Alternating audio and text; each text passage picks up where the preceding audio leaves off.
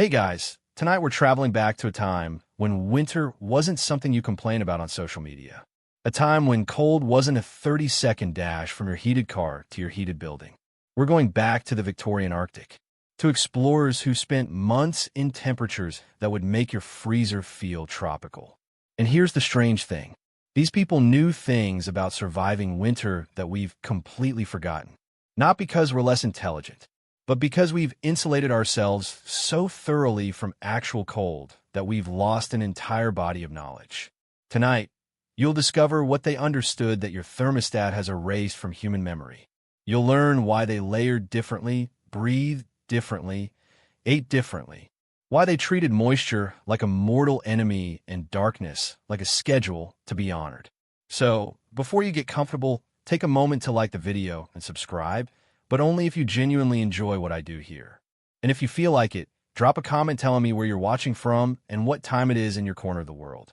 I love knowing that someone in Oslo is drifting off while someone in Melbourne is just starting their day.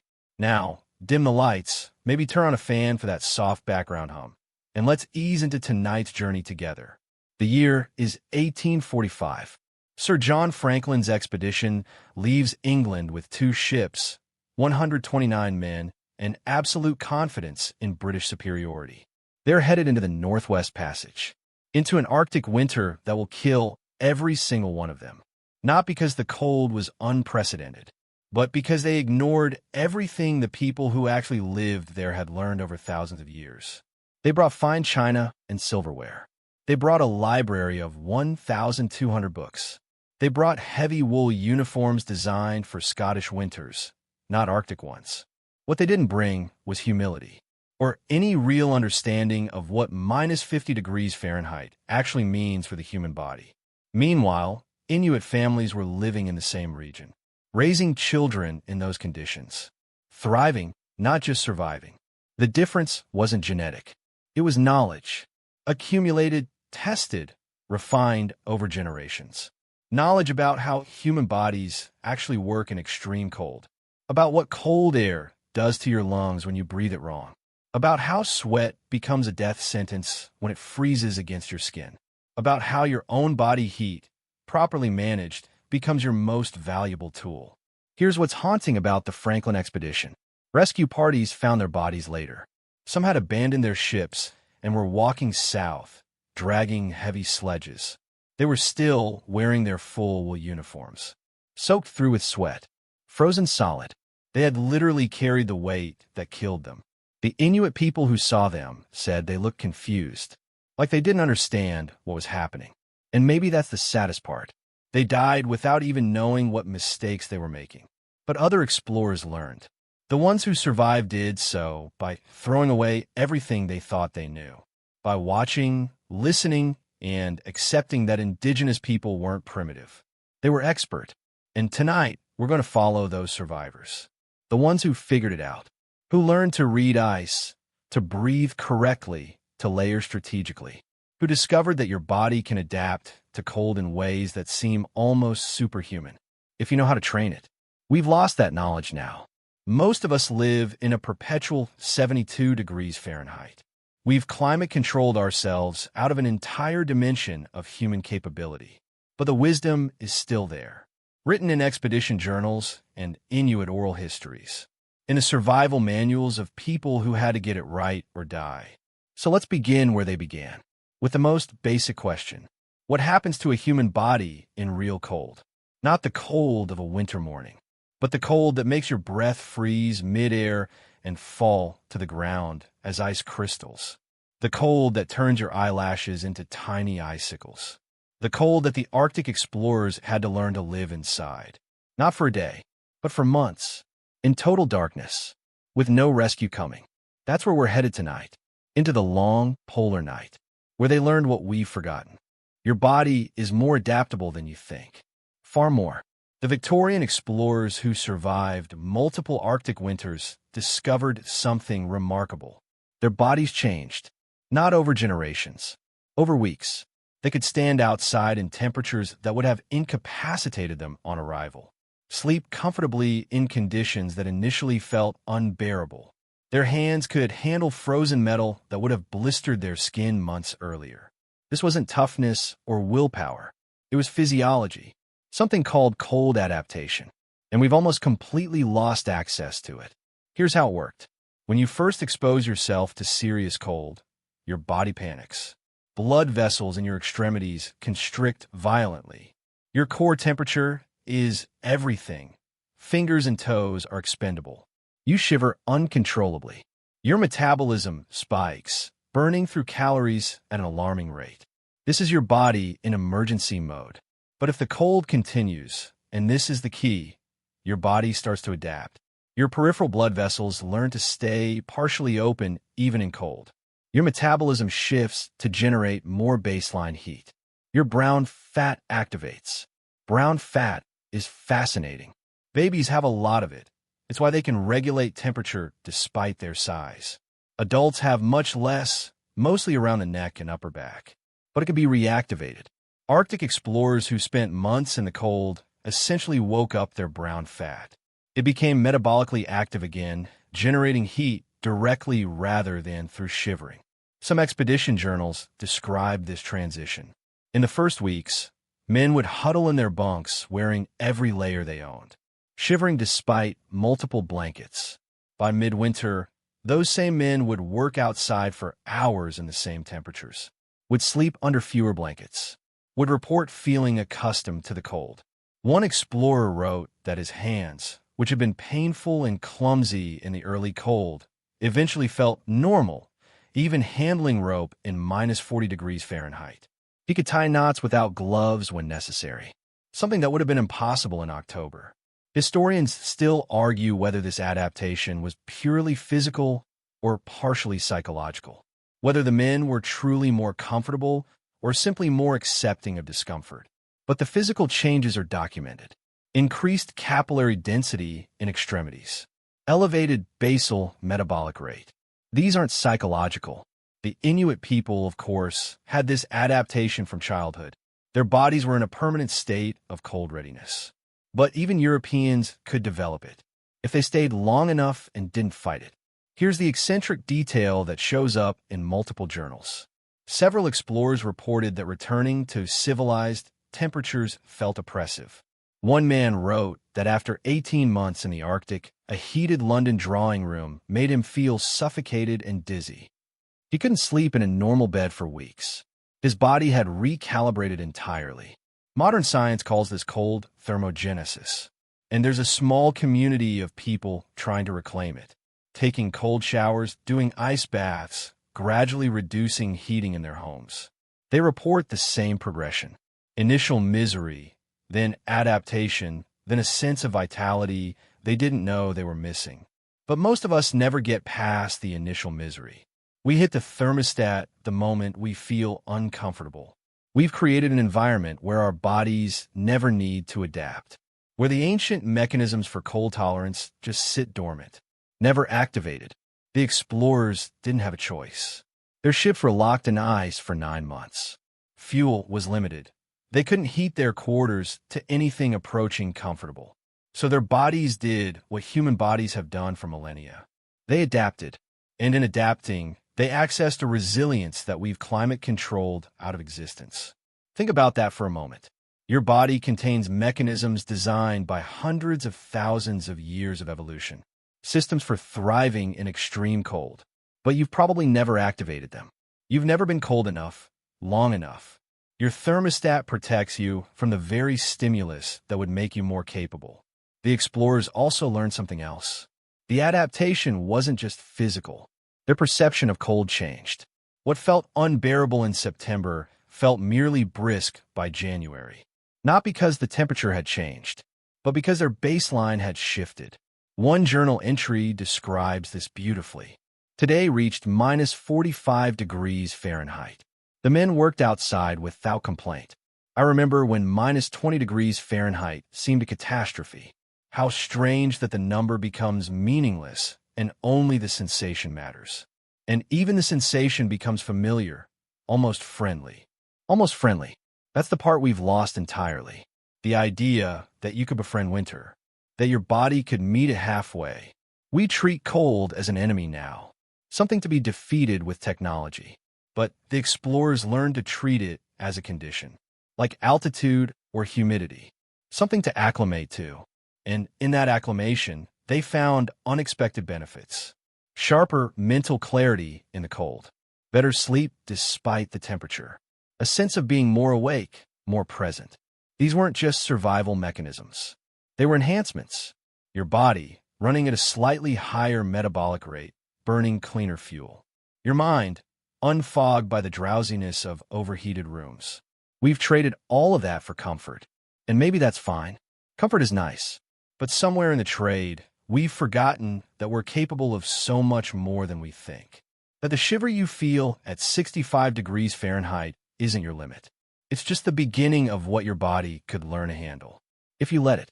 The modern winter coat is a miracle of engineering. Synthetic insulation, waterproof membranes, sealed seams. It's also completely wrong for how your body actually regulates temperature. The Arctic explorers figured this out the hard way. They started with thick, heavy wool coats, single-layer garments that seemed logical. More material equals more warmth. Right? Wrong. Catastrophically wrong.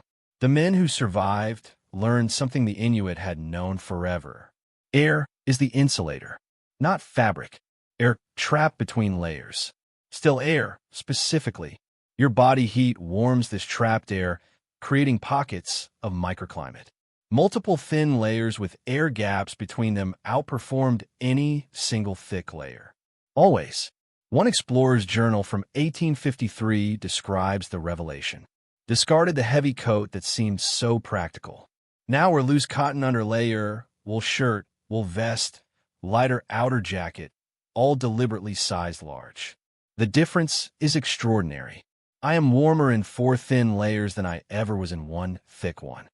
He discovered the principle accidentally, by running out of his regulation coat and improvising with whatever clothing remained. The loose fit was crucial. Tight clothing compresses those air pockets. Modern athletic winter wear does exactly this. Compression layers that wick moisture and fit snugly. They're designed for high-output activity, for skiing or running where you're generating massive heat. But for actual cold weather living, for extended exposure where you're not constantly exercising, the Victorian approach was superior. Loose layers that allow air circulation, that let your body heat radiate into trapped spaces, that can be added or removed as conditions change. Here's the eccentric part that nobody talks about. The innermost layer should never touch your skin tightly. It should float. This creates a boundary layer of warm air right against your body. Your personal atmosphere. The Inuit wore loose caribou hide as an inner layer, first side toward the skin. The fur created thousands of tiny air pockets. Combined with a loose fit, this meant their skin was surrounded by warm air, not by fabric that could conduct heat away. European explorers who adopted this method survived. Those who stuck with tight, wool long underwear often didn't. The difference seems trivial until you're living in it for months. Then it becomes everything. Another principle. The outer layer should be wind-resistant but not waterproof. This seems counterintuitive. Surely you want to keep moisture out? But waterproof means moisture can't get out either. And your body is constantly producing moisture. Not just sweat, though we'll talk about that nightmare later, but constant water vapor from breathing, from existing. If that moisture can't escape through your outer layer, it condenses on the inside. Turns to ice. Now you're wearing a layer of frozen condensation, which conducts heat away from your body spectacularly well. The survivors learned to wear tightly woven wool or later canvas as an outer layer, dense enough to block wind, porous enough to let vapor escape. They looked bulkier than the men in regulation coats, but they were warmer and, crucially, drier. Historians still argue whether Inuit parkas were truly superior to European designs, or whether Europeans just refused to adopt them out of cultural prejudice. The answer is probably both. Inuit parkas were objectively better, lighter, warmer, more adaptable, but they looked savage to Victorian sensibilities. Several expeditions forbade their men from adopting indigenous clothing, even when those men were clearly suffering. pride killed more explorers than cold ever did. The layering principle extends to extremities too. Thin liner gloves, then thick mittens, not glove mittens. Keeping fingers together shares heat. 2 pairs of socks in oversized boots, never 1 pair in tight boots. The air gap between sock layers mattered as much as the socks themselves. And here's where it gets interesting for modern life. We've built our winter strategy around single-layer technical fabrics. An expensive down jacket that does everything. But that approach is fragile. If that one jacket gets wet, you're done. If the temperature changes and you're too warm, you're sweating into your only layer. The multiple-layer approach is resilient. Temperature rises, remove a layer. Wind picks up, add an outer shell. You get wet. Change one layer while the others keep you warm. It's a system, not a solution. The explorers who thrived understood their clothing as dynamic. Constantly adjusted, constantly managed. Modern clothing wants to be thoughtless. Put on and forget it. But that only works in our climate-controlled transition zones. Car to building a car. The moment you're actually living outside for hours, the old system proves its worth. There's a reason traditional Scandinavian clothing, Mongolian winter dress, Tibetan gear, all of it follows the same pattern. Multiple loose layers, air trapping, adaptability, because these cultures didn't have the option of going inside. They had to get it right. One explorer wrote something haunting near the end of a successful expedition. I have learned that warmth is not something you wear. It is something you construct around yourself with intelligence. The savage, and I use that word now with great respect, understand this perfectly. We had to nearly die to figure it out.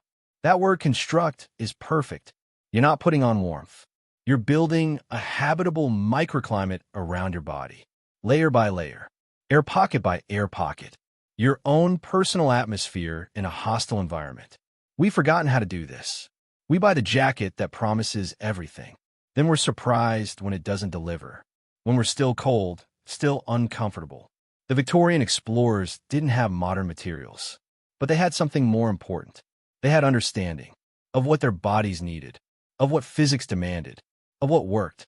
And in that understanding, in those loose layered clothes that looked almost comical in their bulk, they found survival, and sometimes even comfort, in places where comfort should have been impossible. You're breathing wrong right now. Probably. Most people are. It doesn't matter much in normal conditions. But in serious cold, the way you breathe becomes survival critical. The Arctic explorers learned this through painful experience, some through frostbitten lungs. The ones who figured it out survived. Here's what happens when you breathe freezing air through your mouth. That minus 40 degrees Fahrenheit air hits the back of your throat directly, rushes into your lungs at nearly the same temperature. Your lung tissue isn't designed for this. It's meant to receive air that's been warmed and humidified. Cold air causes immediate bronchospasm. Your airways constrict violently. You cough, wheeze, can't catch your breath. In extreme cases, the delicate tissue in your lungs can actually freeze. Frost forms inside your bronchial tubes. This isn't theoretical. It happened. Expedition doctors documented cases of men whose breathing never fully recovered, who developed chronic respiratory problems after a single winter of mouth breathing in Arctic conditions. But the men who learned to breathe through their noses exclusively, even during exertion, stayed healthy. Your nose is an extraordinary piece of evolutionary engineering. Those twisting nasal passages aren't just for smell. They're a heat exchanger. When you inhale through your nose, the air takes a long, winding path. It passes over mucous membranes rich with blood vessels.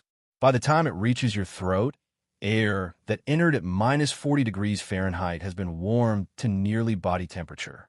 It's also been humidified by those membranes. Your lungs receive air that's warm and moist, exactly what they need.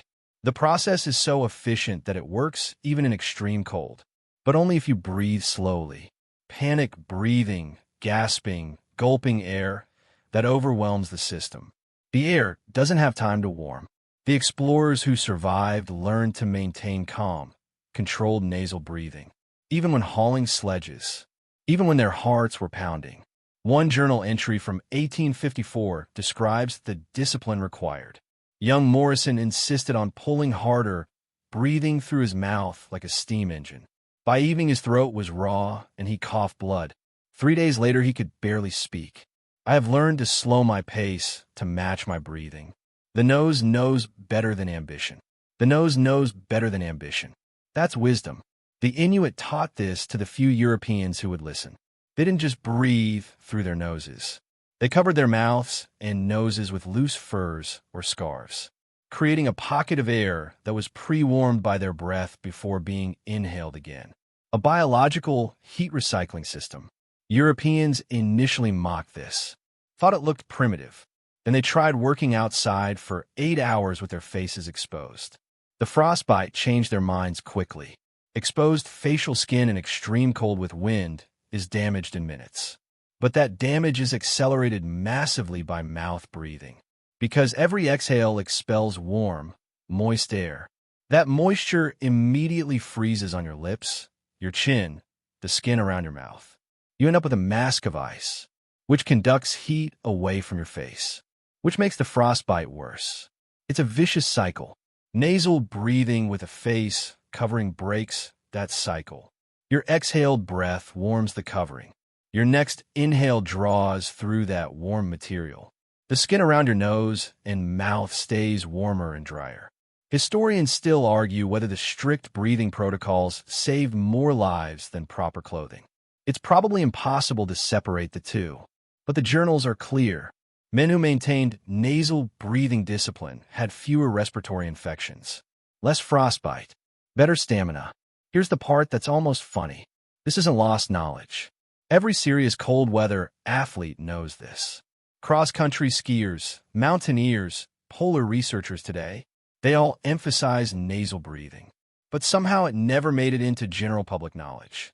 We still see people jogging in winter, mouth wide open, gulping freezing air, getting that characteristic cold-induced cough that lasts for weeks.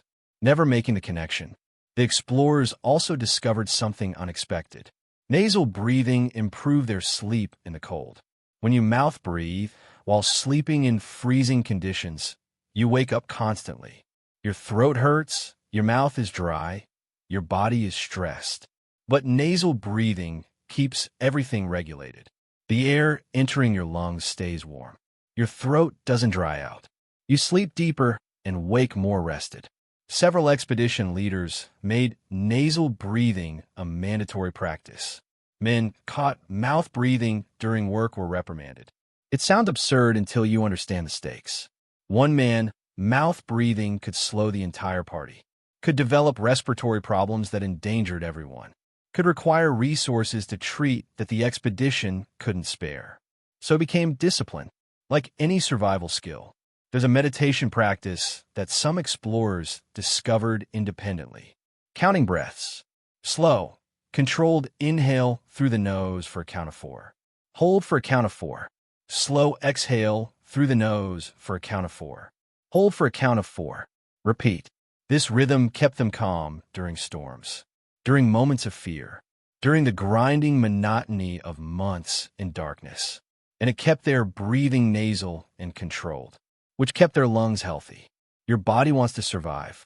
Give it warmed air, and it will function. Give it freezing air directly, and it will struggle. The explorers learned to trust their noses, to override the instinct to gulp air, to remember that faster isn't always better. Sometimes slower is what keeps you alive. The breathing technique they all used wasn't complex. It wasn't mystical. It was just anatomically appropriate. Using your respiratory system the way hundreds of thousands of years of evolution designed it. Letting your nose do its job. And in that simple practice, breathing through the right hole at the right speed. They found one more key to surviving what seemed unsurvivable. One more small piece of knowledge that we've somehow managed to forget, even though the information is literally built into our faces. Let's talk about something your fitness tracker would hate. Fat. Lots of it. The Arctic explorers who survived ate amounts of fat that would horrify a modern nutritionist. Straight blubber, butter by the pound, seal oil mixed into everything, and they needed every calorie. Your body burns fuel to maintain its core temperature. At 72 degrees Fahrenheit, sitting still, you burn roughly 1,800 to 2,000 calories a day. At minus 40 degrees Fahrenheit, doing physical work, that number explodes. 5,000 calories, 6,000, 7,000 on brutal days. Your metabolism becomes a furnace that never stops demanding fuel. And not just any fuel. Fat. Fat is the dense energy your body craves in extreme cold. 1 gram of fat contains 9 calories. Carbohydrates and protein contain only 4.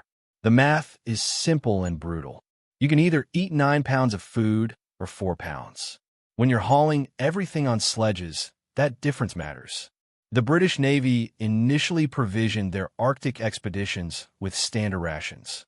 Salt pork, ship's biscuit, some dried vegetables. Maybe 3,500 calories per man per day. They thought that was generous. It was barely half of what was needed. Men lost weight catastrophically. Their bodies literally consumed themselves. Muscle tissue, organ tissue, anything to keep the core temperature stable. The Franklin expedition members who were eventually found showed signs of extreme starvation. Not because they ran out of food, but because they never had enough to begin with. They were starving to death while still eating 3 meals a day. Meanwhile, Inuit people thrived in the same environment, on diets that were 70 to 80% fat. Seal blubber, whale fat, fatty fish. They understood something Europeans refused to accept. Fat isn't just calories. It's insulation from the inside. When you eat significant fat in cold conditions, your body deposits some of it subcutaneously, just beneath your skin. This creates a layer of biological insulation. Your own personal blubber. It sounds unappealing until you're living at minus 50 degrees Fahrenheit. Then it's survival. One explorer who spent 3 winters in the Arctic wrote about this transformation. I've become portly. There is no other word. The lean racing physique I brought from England is gone. In its place, a rounder form that seems almost comical. But I'm never cold. The other men who maintain their civilized figures are miserable constantly. I have made my peace with fat. He'd stumbled onto something important. His body had adapted not just metabolically, but structurally. The eccentric detail that appears in multiple journals. The taste preferences changed. Men who arrived, despising blubber, eventually craved it. Would eat it plain, without preparation. Their bodies knew what they needed. One ship's doctor documented this carefully. Week 1, men refuse seal fat, complain bitterly. Week 6, men tolerate seal fat when prepared. Week 12, men request additional seal fat. Week 20, men prefer seal fat to all other foods. The body's wisdom exceeds our prejudices. The body's wisdom exceeds our prejudices. That's the line that matters. Historians still argue whether fat consumption was truly essential or whether the explorers simply lacked other calorie sources. But the evidence is overwhelming. Expeditions with high-fat provisions succeeded. Those with low-fat rations failed. The correlation is almost perfect. There's a reason every cold-adapted culture on Earth has high-fat traditional diets. Inuit, Sami, Siberian peoples, Mongolians. They all figured out the same truth. Fat in, heat out. Modern nutritional science is slowly coming back around to this. Studies on cold thermogenesis show that high-fat diets improve cold tolerance, that they support the metabolic demands of temperature regulation. But we're fighting decades of low-fat dogma. The idea that fat makes you fat and clogs your arteries, which is true in sedentary, climate-controlled modern life, but completely wrong in conditions of genuine cold exposure. The explorers also learned that fat satiety is different. Carbohydrates burn fast and leave you hungry again quickly. Fat provides sustained energy. You feel full longer. Your energy doesn't spike and crash. This mattered during long working days in the cold. A breakfast of fatty meat and butter would carry a man through 8 hours of hard labor. A breakfast of bread and jam would leave him shaky and starving by noon. And starving in extreme cold is dangerous. Your body starts shutting down non-essential functions. Cognitive decline happens fast. Poor decisions, confusion, accidents. Staying fed was staying alive. Some expeditions learned to supplement with fish liver oil. Not for vitamins. They didn't understand vitamins yet. But because it was pure fat, and men who consumed it seemed healthier. The vitamin content was accidental benefit. The fat was the point. Here's what's strange about our modern relationship with this knowledge. We know intellectually. Polar researchers today consume high-fat diets. Mountaineers pack butter and chocolate. But somehow this wisdom stays siloed in extreme contexts. We don't apply it to everyday winter. We shiver through February eating salads, wondering why we're always cold and always hungry, never making the connection that our Victorian ancestors understood. That winter requires different fuel, that your body in cold is doing extraordinary work. And extraordinary work requires extraordinary energy. The explorers who embraced this, who ate the blubber, drank the seal oil, added butter to everything, they survived. They maintained weight. They stayed strong. And some of them, like that explorer who made peace with fat, they discovered that thriving in winter meant accepting what the body actually needs, not what culture says it should want. One final journal entry captures this perfectly. Letter from my wife today. She worries I have gone native, abandoned civilized diet. If only she understood. I have not abandoned civilization. I have simply chosen survival over fashion. And in this place, at this temperature, survival tastes like seal fat. And seal fat, I have learned, tastes like life. Let that sit with you for a moment. Survival tastes like seal fat. And seal fat tastes like life. Here's the thing that killed more explorers than cold ever did. Sweat. Not freezing to death. Sweating to death. It sounds absurd until you understand the mechanism. Then it sounds like a nightmare. Because that's what it was. Your body produces moisture constantly. Even at rest, you're releasing water vapor through your skin. During exertion, you sweat. In normal conditions, this moisture evaporates. Your clothing might feel damp, but it dries. In Arctic conditions, that moisture freezes. Immediately, against your skin, inside your clothing layers. Now you're wearing ice. And ice conducts heat away from your body 25 times faster than air. The men who didn't understand this would work hard. Hauling sledges, setting up camp, chopping ice. They'd sweat through their inner layers. Feel damp, but think nothing of it. Then they'd stop working. Their metabolic heat production would drop. And the freezing would begin.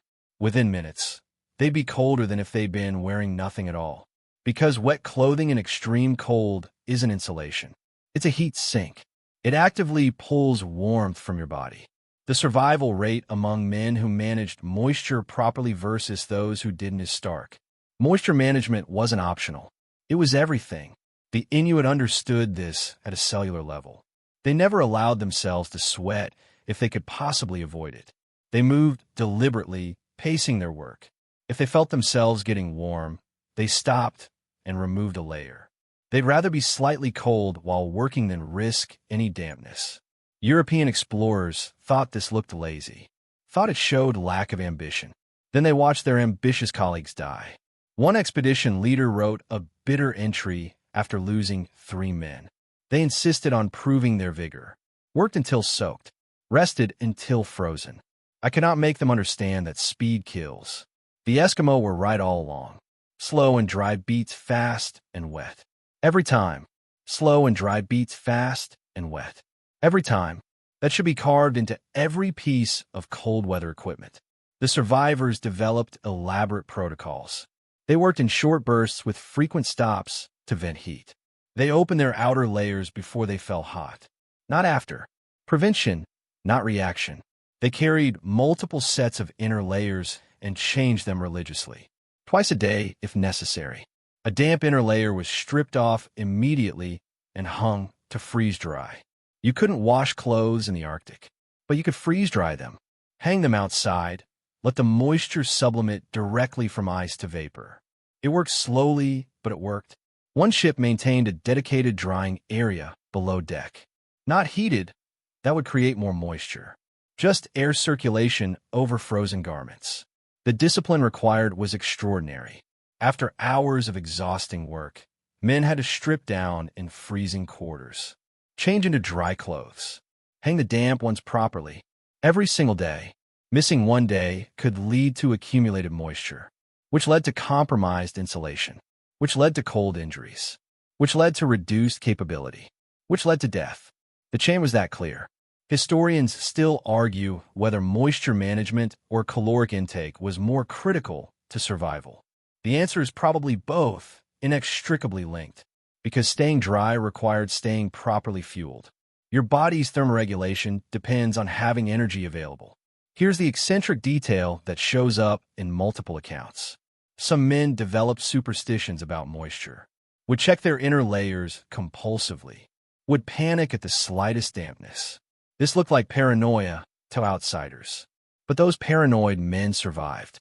The relaxed ones often didn't. The psychology of moisture awareness became a survival trait. Another unexpected discovery: breath management while sleeping. When you sleep in extreme cold, your breath contains moisture. That moisture freezes inside your sleeping bag. Gradually, over weeks, your sleeping bag accumulates ice. It gets heavier. It insulates less effectively. You get colder. You sleep worse. You function worse. The solution was counterintuitive. Sleep with your face outside the sleeping bag. Let your breath escape into the air, not into your insulation. Yes, your face gets cold, but your core stays warmer because your sleeping bag stays dry. The men who couldn't tolerate a cold face buried themselves completely and slowly degraded their own sleeping equipment. Another moisture source: cooking. Melting snow and ice for water creates enormous amounts of vapor. In poorly ventilated spaces, that vapor condenses on everything. On your clothes, your sleeping bag, the tent walls. Then it freezes. Successful camps had strict ventilation protocols. Air holes in tents, no matter how cold. Cooking done in shifts with gear moved away from moisture. Every expedition that failed to manage cooking moisture paid the price. Some literally died in their tents. Not from cold, but from sleeping in gradually dampening, gradually freezing equipment, until they couldn't generate enough heat to survive. There's something almost cruel about this mechanism. You work hard to survive. The work makes you sweat. The sweat kills you. It's a trap that your instincts don't prepare you for. Your body wants to work hard when it's cold, wants to generate heat through exertion. But that's exactly what you can't do. You have to override that instinct. Stay calm, stay measured, stay dry. The modern parallel is interesting. We have moisture-wicking fabrics now, technical materials that pull sweat away from skin. But they don't solve the problem in extreme cold. They just move the moisture to your outer layers, where it still freezes, where it still compromises insulation. The Victorian solution, multiple changeable layers of natural fibers, actually works better, because you can remove the damp layer entirely. Replace it with dry. Start fresh. You can't start fresh with a single technical jacket. One explorer's journal has a haunting final entries. His handwriting degrading, clearly hypothermic. Cannot get warm. Clothing feels heavy. Did not change yesterday. Too tired. So tired. He was found in his tent.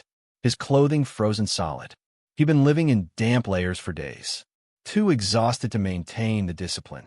The moisture got him, not the cold. The slow accumulation of water that turned to ice. That pulled his body temperature down degree by degree, until he simply couldn't recover. His expedition had plenty of food, plenty of fuel. What he ran out of was dry clothing, and the energy to maintain moisture discipline. The ones who survived were the ones who never relaxed that discipline, who treated moisture like the enemy it was, who understood that in the Arctic, staying dry wasn't comfort. It was survival itself. Let's talk about the people who actually belonged there. The ones who weren't exploring. They were living. The Inuit, Yupik, Aleut peoples. Dozens of distinct cultures across the Arctic. They'd been surviving, thriving, in conditions that killed Europeans within months. For thousands of years, they had answers to every question the explorers were asking. But pride is a peculiar kind of blindness. And Victorian England was very proud. The pattern repeated across dozens of expeditions. European ships would arrive, meet indigenous people living comfortably in the uninhabitable Arctic, wearing efficient clothing, eating appropriate food, traveling effectively, and the Europeans would nod politely, then ignore almost everything they saw, because acknowledging indigenous superiority meant admitting European ignorance. And that was unthinkable. Some explorers were different. The ones who survived multiple winters. They learned to set aside their prejudices, because their prejudices were killing them. One explorer, named John Ray, became controversial for this very reason.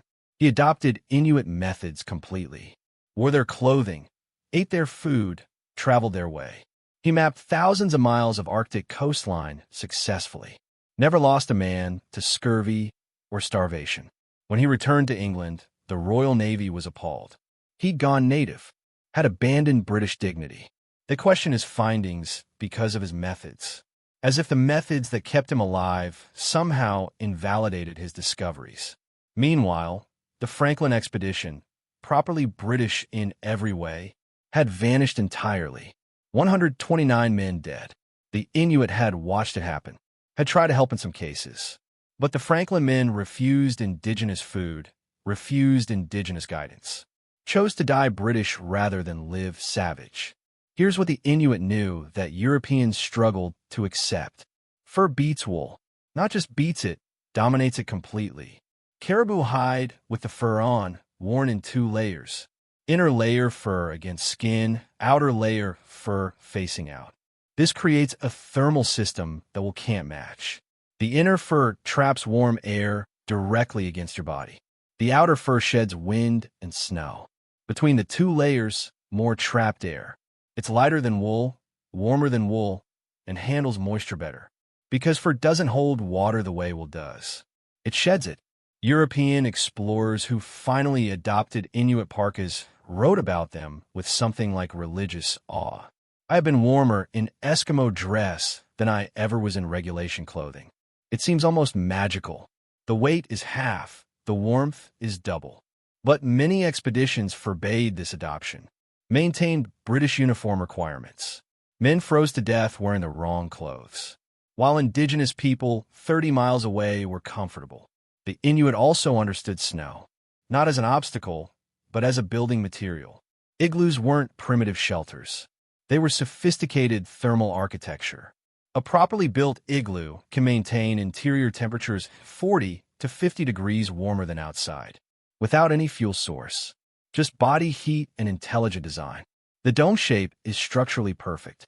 The snow blocks are cut to specific sizes, spiral upward in a self-supporting pattern. The entrance tunnel is below the living level, creating a cold trap. Cold air sinks into the tunnel, warm air stays in the dome. European explorers initially dismissed igloos as inadequate. Then they spent nights in them. One journal entry captures the revelation perfectly. Slept in an ice house last night. Expected misery. Found comfort beyond any tent I have known. The silence is absolute. The temperature bearable. The sense of security profound. We have been hauling heavy canvas tents across the ice like fools. Historians still argue whether European refusal to adopt indigenous technology was racism or simply cultural inertia. The answer is probably both. Racism made it easier to dismiss innovations as primitive. Cultural inertia made it dangerous to deviate from established methods, even when those methods were failing.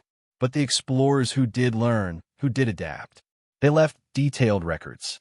John Ray wrote extensively about Inuit hunting techniques, about how they approached seals, read ice conditions, traveled safely. His writings became unofficial training manuals for later expeditions.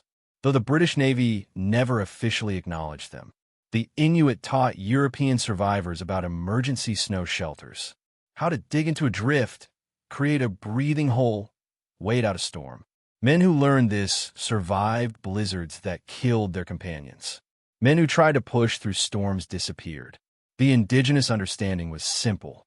Nature is more powerful than you. You don't fight it. You accommodate it. You wait. Europeans struggled with this. Their whole cultural framework was about conquering nature, subduing it, controlling it, bending it to will. That works in England. It doesn't work at minus 60 degrees Fahrenheit in a whiteout. There, nature wins. Every time, your only option is to work with it. The food knowledge was perhaps most critical. Inuit people ate meat almost exclusively. Fresh, often raw, sometimes fermented. Europeans found this repulsive, insisted on their salt pork and ship's biscuit, and died of scurvy by the dozen. Meanwhile, Inuit eating fresh seal and fish had no vitamin C deficiency, because fresh meat, especially organ meat, contains enough vitamin C. If you eat enough of it, and if you don't cook it to death. The British Navy knew that citrus prevented scurvy, but they didn't understand why. Didn't understand that vitamin C degrades with storage and cooking.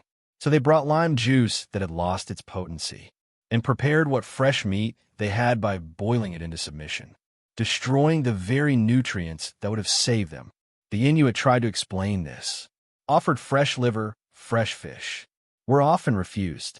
One elderly Inuit woman reportedly told a missionary, "The white men know many things, but they do not know how to live here. They will not learn. They die because they will not learn." She was right. The stubbornness killed more men than the cold. There's a deep irony here. The explorers came to discover the Arctic, but the Arctic was already known, already mapped in oral traditions, already understood by people who'd lived there for millennia. The discoveries Europeans made were only discoveries to Europeans. The Inuit already knew where everything was. They just hadn't drawn maps that British admirals would recognize. Some expeditions eventually hired Inuit guides. These expeditions succeeded at vastly higher rates. The guides knew where to travel, when to stop. Knew which ice was safe, which snow was firm enough for sledges. Knew where to find game, how to read weather. All the things European explorers were trying to figure out through trial and error. Mostly error. And yet, in most historical accounts, these guides are barely mentioned. Unnamed, uncredited.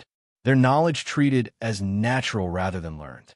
As if they were simply good at being cold, rather than masters of a complex body of accumulated wisdom. The few explorers who acknowledged their debt to indigenous teachers were remarkable. They wrote things like, "I have learned more in 2 months from my Inuit companions than in 2 years of British Navy training. They are not primitive. We are primitive here. They are expert." That last line is important. We are primitive here.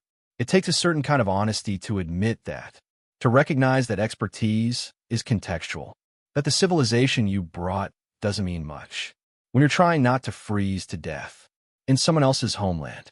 Imagine 4 months without seeing the sun. Not cloudy days, not short winter days. Actual, complete darkness. 24 hours a day. For 16 weeks. This is polar night, and it breaks people in ways that cold never does. Your body runs on light. Not metaphorically, literally. Light regulates your circadian rhythm, your hormone production, your mood. Your brain uses sunlight to know when to be awake, when to sleep, when to produce serotonin. Take that away completely, and your biology becomes confused, desperately confused. The early Arctic expeditions didn't understand this. They thought darkness would just be inconvenient, like working a night shift. They were catastrophically wrong. Men became depressed, lethargic, unable to sleep despite exhaustion. Some became paranoid, aggressive, irrational. Expedition leaders wrote about the darkness madness that would descend on their crews. The technical term is polar night syndrome, or seasonal affective disorder taken to its absolute extreme. Your melatonin production goes haywire. You're tired all the time, but can't sleep properly. Your appetite changes, your temperature regulation falters. Some men slept 18 hours a day. Others couldn't sleep at all. The successful expeditions figured out that you can't just endure polar night. You have to impose structure on it. Artificial routine becomes survival. One commander named William Perry developed an elaborate system. Every day had the same schedule. Wake at the same time, marked by ship's bell. Breakfast, morning duties, lunch, afternoon duties, dinner, evening activities. All measured, all predictable, even though every hour looked identical outside. Total darkness at 9 a.m. Total darkness at 3 p.m. Total darkness at midnight. It didn't matter. The schedule created psychological daylight. They hung lanterns to mark morning, dimmed them to mark evening. The light levels were identical, But the ritual mattered. Your brain needs markers. Without them, time becomes fluid. Days blur together. Depression creeps in like fog. Perry also mandated activities. Theatrical performances every week. Men would write plays, perform them for each other. Music, lectures, debates. A ship's newspaper published weekly, even though nothing was happening. It sounds absurd, writing news about nothing. But it gave men purpose. Something to anticipate. The crews that maintained these elaborate, artificial routines stayed relatively sane. The crews that didn't, that just waited for spring, fell apart. One expedition physician wrote detailed observations. Men left to their own devices in the darkness become shadows. They stop speaking, stop caring for themselves. But give them a task, a schedule, a reason to move, they remain human. They remain human. That's the bar in Polar Night. Not happy, not comfortable, just human. Historians still argue whether the theatrical performances were truly therapeutic or just distraction. The answer is probably that distraction is therapeutic when the alternative is confronting endless darkness. Your mind needs occupation, something other than the crushing awareness of where you are, of how long until sunrise. The Inuit handled Polar Night differently. They didn't fight it. They accepted it as a time of rest. Their work rhythm changed. Less hunting, more storytelling, more sleeping. Their bodies synchronized with the darkness. They slept more in winter and were fine with it. Europeans try to maintain summer productivity and broke themselves trying. They're the lesson they're about working with nature instead of against it. But Victorian efficiency culture couldn't accept it. Idle hands were sinful, even in total darkness at -50 degrees Fahrenheit. So they drove men to maintain activity. And sometimes that worked. Sometimes it kept men functional. Other times it just exhausted them. The sleep architecture during Polar Night is fascinating. Modern research on Antarctic stations shows that people shift toward biphasic sleep. 2 sleep periods instead of one long one. A main sleep of 5 to 6 hours. Then a nap of 2 to 3 hours later. This matches patterns from historical expedition journals. Men would sleep after dinner, wake for a few hours of quiet activity, sleep again before morning. It's probably closer to how humans naturally sleep without light cues. Before electric lights, before rigid work schedules. But it felt wrong to the explorers. They thought they were failing, becoming lazy or sick. They didn't realize they were adapting. Some expeditions tried to create artificial daylight. Bright lamps, reflective surfaces. It helped marginally, but you can't really fool your brain. It knows the difference between a lamp and the sun. The light spectrum is wrong. The intensity is wrong. Your eyes report the truth to your hypothalamus, and your hypothalamus knows you're in darkness. The psychological toll varied by personality. Some men seemed immune, would remain cheerful and active throughout Polar Night. Others deteriorated quickly, became withdrawn, angry, despondent. There was no predicting who would handle it well. Physical fitness didn't correlate. Neither did age or experience. It seemed almost random. One ship's doctor theorized that men who naturally had variable sleep schedules, who'd work night shifts, irregular hours, they adapted better. Men who'd always lived with rigid routine struggled more, as if mental flexibility was the key trait, the ability to let go of normal. The worst psychological cases were removed from darkness when possible, sent on daylight expeditions once the sun returned. Sometimes that helped. Sometimes the damage was permanent. Men who came back from the Arctic reporting that they could never quite adjust to normal life again, who felt uncomfortable in regular day/night cycles, as if the darkness had rewired something fundamental. There's something almost cosmically cruel about Polar Night. You travel to a place where survival is already challenging, where every physical system is stressed, and then the universe takes away light itself. The one free thing that makes everything bearable. The one thing you can't ration or conserve or substitute. Just gone. For a third of a year. And you have to stay sane anyway. Have to stay functional. Have to keep believing that spring exists. Even though you can't remember what the sun looks like. The men who survived did so by creating artificial meaning. by imposing structure where none existed, by pretending that 2 p.m. and 2 a.m. were different, even though both were equally dark. It was theater, all of it, but theater kept them human, kept them moving forward through the darkness. Toward a dawn, they had to take on faith, because they couldn't see it coming. Not yet. Let's talk about boredom. Not the kind where you scroll your phone for something interesting. The kind where there is nothing, literally nothing. Same room, same people, same view of ice. For 9 months. No new information from the outside world. No news, no letters, no changes. Just the same 12 or 20 or 40 men. Day after day after day. In the same frozen ship. This is monotony at a scale we can barely comprehend. And it killed people. Not physically, though sometimes that too, but psychologically. Men would simply break, stop functioning, give up on living even though they were physically healthy. The successful expeditions treated monotony as seriously as they treated cold, as a genuine threat to survival. They built elaborate systems to combat it. Edward Perry, who understood polar night, also understood this. His ships carried printing presses, actual printing presses, so men could publish newspapers. The North Georgia Gazette ran weekly during one expedition. Articles about nothing, poetry about ice, satirical pieces mocking each other gently, ship's gossip written like parliamentary debates.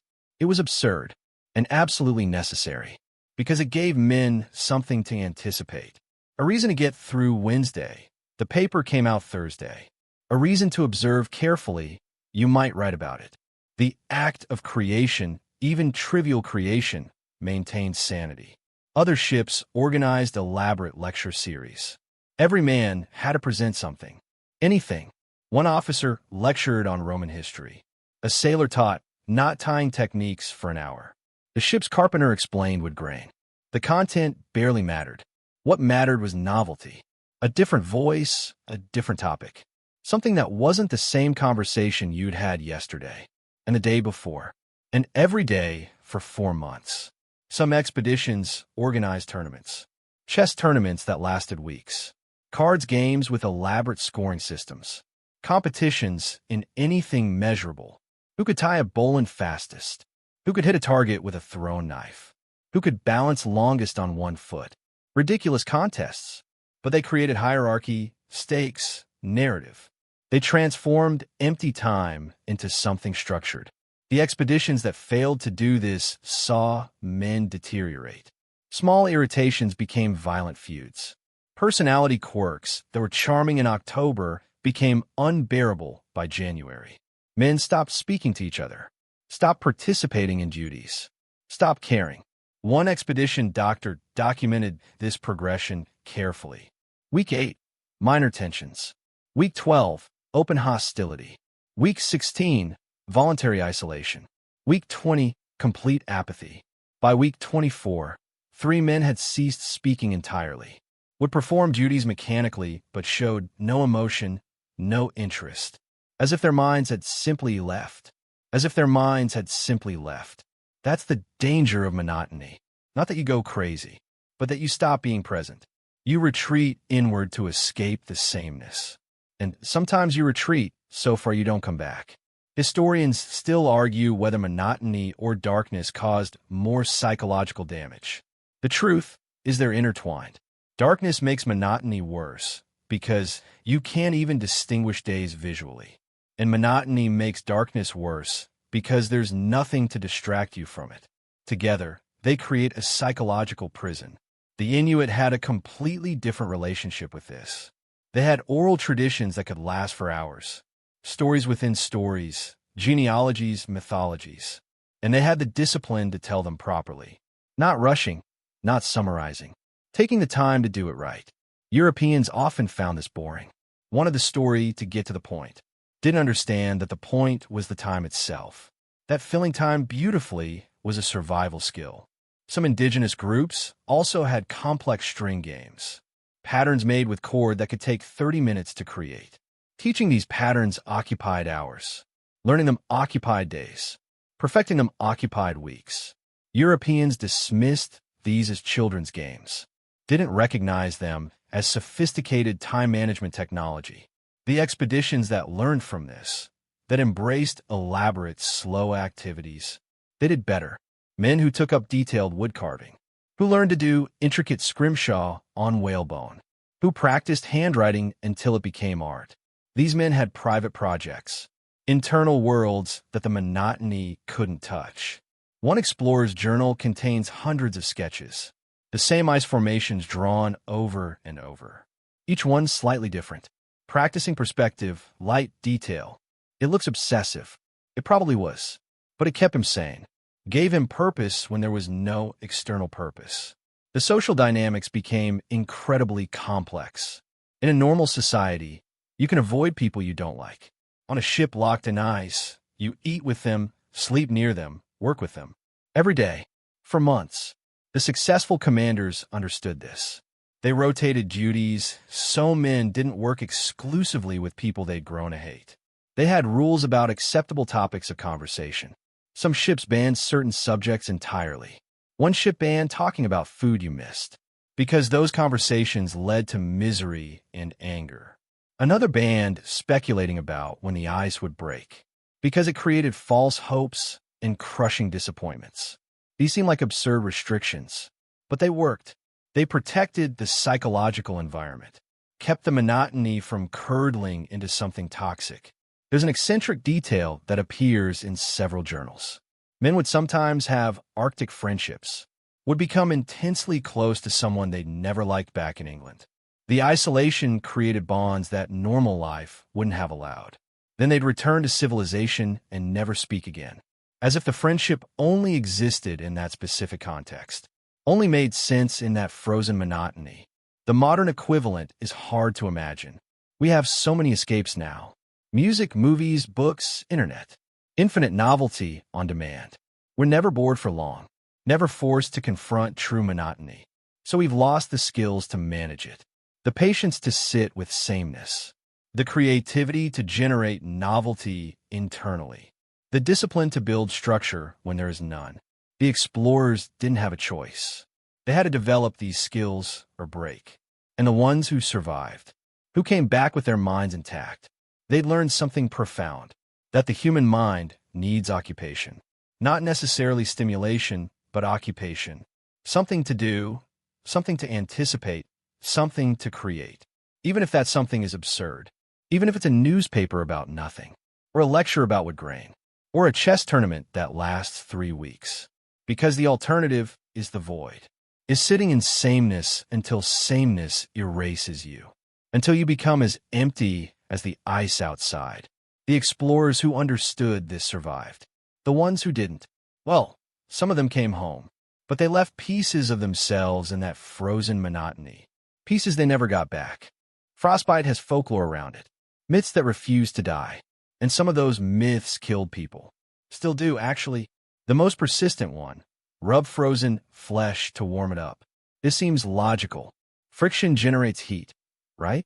So if your fingers are frozen, rub them vigorously. This is catastrophically wrong. When tissue freezes, ice crystals form inside and between your cells.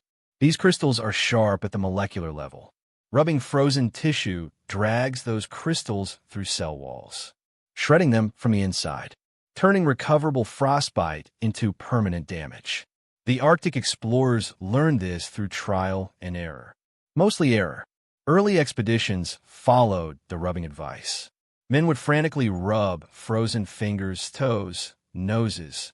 The tissue would warm up, then turn black, then fall off. The surgeons couldn't understand why the treatment seemed to make things worse, until some careful observers noticed a pattern. The men who did nothing, who just let frozen tissue warm gradually. They kept their fingers more often. The men who rubbed vigorously lost them. One ship's doctor documented his experiments systematically. He'd take men with mild frostbite, treat half with rubbing, half with passive warming. The passive warming group recovered better, much better. He published this finding. The Royal Navy ignored it for decades, because folk wisdom is stubborn. And admitting you've been wrong means admitting you've amputated fingers unnecessarily. That's a hard thing to face. The correct treatment is gentle, gradual rewarming. ideally in water that's warm but not hot, around 104 degrees Fahrenheit, or just letting the tissue warm naturally in a heated room. No rubbing, no friction, no forcing. The ice crystals melt slowly. Cells can recover if they haven't been mechanically shredded. Circulation returns. Sometimes tissue that looked dead recovers completely. But this requires patience and trust that doing nothing is better than doing something. That's psychologically hard. Your frozen hand hurts terribly. Every instinct says to rub it, warm it fast, make the pain stop. Doing nothing feels wrong, but it's right. Another myth. Alcohol warms you up. This one killed more people than rubbing did. Alcohol creates a sensation of warmth. Your skin flushes, you feel heat spreading. It's not real warmth. It's vasodilation, your blood vessels opening near the surface, which means more blood flows to your extremities, which means more heat radiates away from your core. You feel warmer while actually becoming colder. In extreme cold, this can be fatal. Your core temperature drops while you feel fine. By the time you realize something's wrong, you're hypothermic. Your judgment is impaired. Your coordination is failing, and you're in serious danger. Explorers who understood this forbade alcohol during cold exposure, saved it for when men were safely indoors, already warming. Expeditions that used alcohol as a warming agent. They lost men to exposure who shouldn't have died. Men who felt warm and stopped taking precautions. Who took off layers because they felt hot. Who wandered from camp because their judgment was impaired. The alcohol didn't help them. It helped kill them. Historians still argue whether the Navy's rum ration caused more harm than good in Arctic conditions. The tradition was so entrenched that questioning it felt like heresy. But the survival data is pretty clear. Ships that limited alcohol during exposure did better. Ships that maintained standard rum rations lost more men. The Inuit didn't have alcohol traditionally. That's not a moral statement. It's just a fact. And they didn't have the frostbite rates Europeans did. Partly because of better clothing. Partly because they understood tissue damage better. They knew that once flesh froze, you had to be gentle with it. Had to let it recover slowly. They had techniques Europeans dismissed as superstitious. Like keeping frozen tissue away from direct heat. Never putting a frozen hand near a fire. Europeans thought this was backward. Surely more heat is better? No. Rapid rewarming from very hot sources causes more crystal damage, and it can restart circulation too fast. Flood damaged tissue with blood that can't be absorbed. Create more swelling, more pressure, more damage. The Inuit slow warming approach was medically sound. Europeans just couldn't accept that primitive people might know better. There's an eccentric detail in several journals about snow treatment. Some men believe that rubbing snow on frostbite helped. This is the rubbing myth with extra steps. And it adds insult to injury, literally. Because snow is frozen water. Ice crystals. You're rubbing frozen tissue with more ice, while mechanically damaging it. It's almost perfectly wrong. Yet, this myth persisted well into the 20th century. You can find survival manuals from the 1950s recommending snow rubbing, even though medical evidence against it existed for 100 years. The toe and finger amputations from Arctic expeditions are haunting, not just because of the loss, but because many were unnecessary, done because the tissue looked dead. Black, hard, clearly damaged. But skin can look terrible and still recover. If you wait, if you're patient. Some expeditions had protocols. Wait 2 weeks before amputation. Give the tissue time to declare itself truly dead. Those expeditions saved more digits. Expeditions that amputated quickly, decisively. They maimed men who might have recovered. The psychological impact of frostbite was severe too. Men who lost fingers felt diminished, less capable. Some became depressed, withdrawn. The physical loss triggered psychological collapse, especially when they learned that proper treatment might have saved what they lost, that their suffering was partially preventable. That's a bitter knowledge to carry. Modern frostbite treatment follows exactly what those careful Arctic doctors figured out. Gradual rewarming in controlled temperature water. No rubbing. No rapid heating. Patience. We know this now. We have the science to explain why it works. But we knew it empirically 170 years ago. We just didn't listen. Because folk wisdom felt right. Because doing something active felt better than passive waiting. Because admitting indigenous knowledge was superior felt impossible. So men lost fingers they didn't have to lose. Lost toes, noses, ears. Lost function and dignity. Because we couldn't overcome our myths. Couldn't trust that sometimes. Often, the best treatment is to do nothing. To wait. To let the body heal itself. If we just don't make it worse. That's the lesson the explorers learned slowly. The ones who learned it survived more intact. The ones who didn't, well, you can see them in old photographs sometimes. Men with missing fingers, holding their medals with incomplete hands. Heroes of exploration, victims of folklore. Scurvy is a horror, not a disease, a dismantling. Your body literally falls apart. Old wounds reopen. Your gums swell and bleed. Your teeth loosen and fall out. Bruises appear without injury. You become exhausted, depressed, unable to think clearly. Then you die, usually from internal bleeding or infection. The whole process takes about 3 months without vitamin C. Arctic expeditions provided the perfect conditions for scurvy. Months without fresh food. Salt pork, ship's biscuit, maybe some canned goods. No fruits, no vegetables, nothing fresh. By the end of winter, entire crews would be incapacitated. Men too weak to work, bleeding from everywhere, losing hope. The Royal Navy knew citrus prevented scurvy. They'd figured that out decades earlier. That's why British sailors were called limeys. They carried lime juice. But the Navy didn't understand why it worked. Didn't understand vitamin C. Didn't know that vitamin C degrades rapidly. That heat destroys it. That copper containers destroy it. That time destroys it. So they brought lime juice that had been stored for months. In copper-lined barrels. The vitamin C was gone. They were drinking acidic water. And wondering why men still got scurvy. Meanwhile, the Inuit never got scurvy. Never. They ate almost no plant foods. Their diet was 90% meat and fat. By European medical understanding, they should have been ravaged by scurvy. Instead, they were perfectly healthy. This was a profound mystery. How could people eating no fruits or vegetables avoid a vitamin deficiency disease? The answer is simple. Fresh meat contains vitamin C. Not much, but enough. Especially organ meat. Liver, kidney, brain, these are rich in vitamin C. If you eat them fresh. If you don't cook them to death.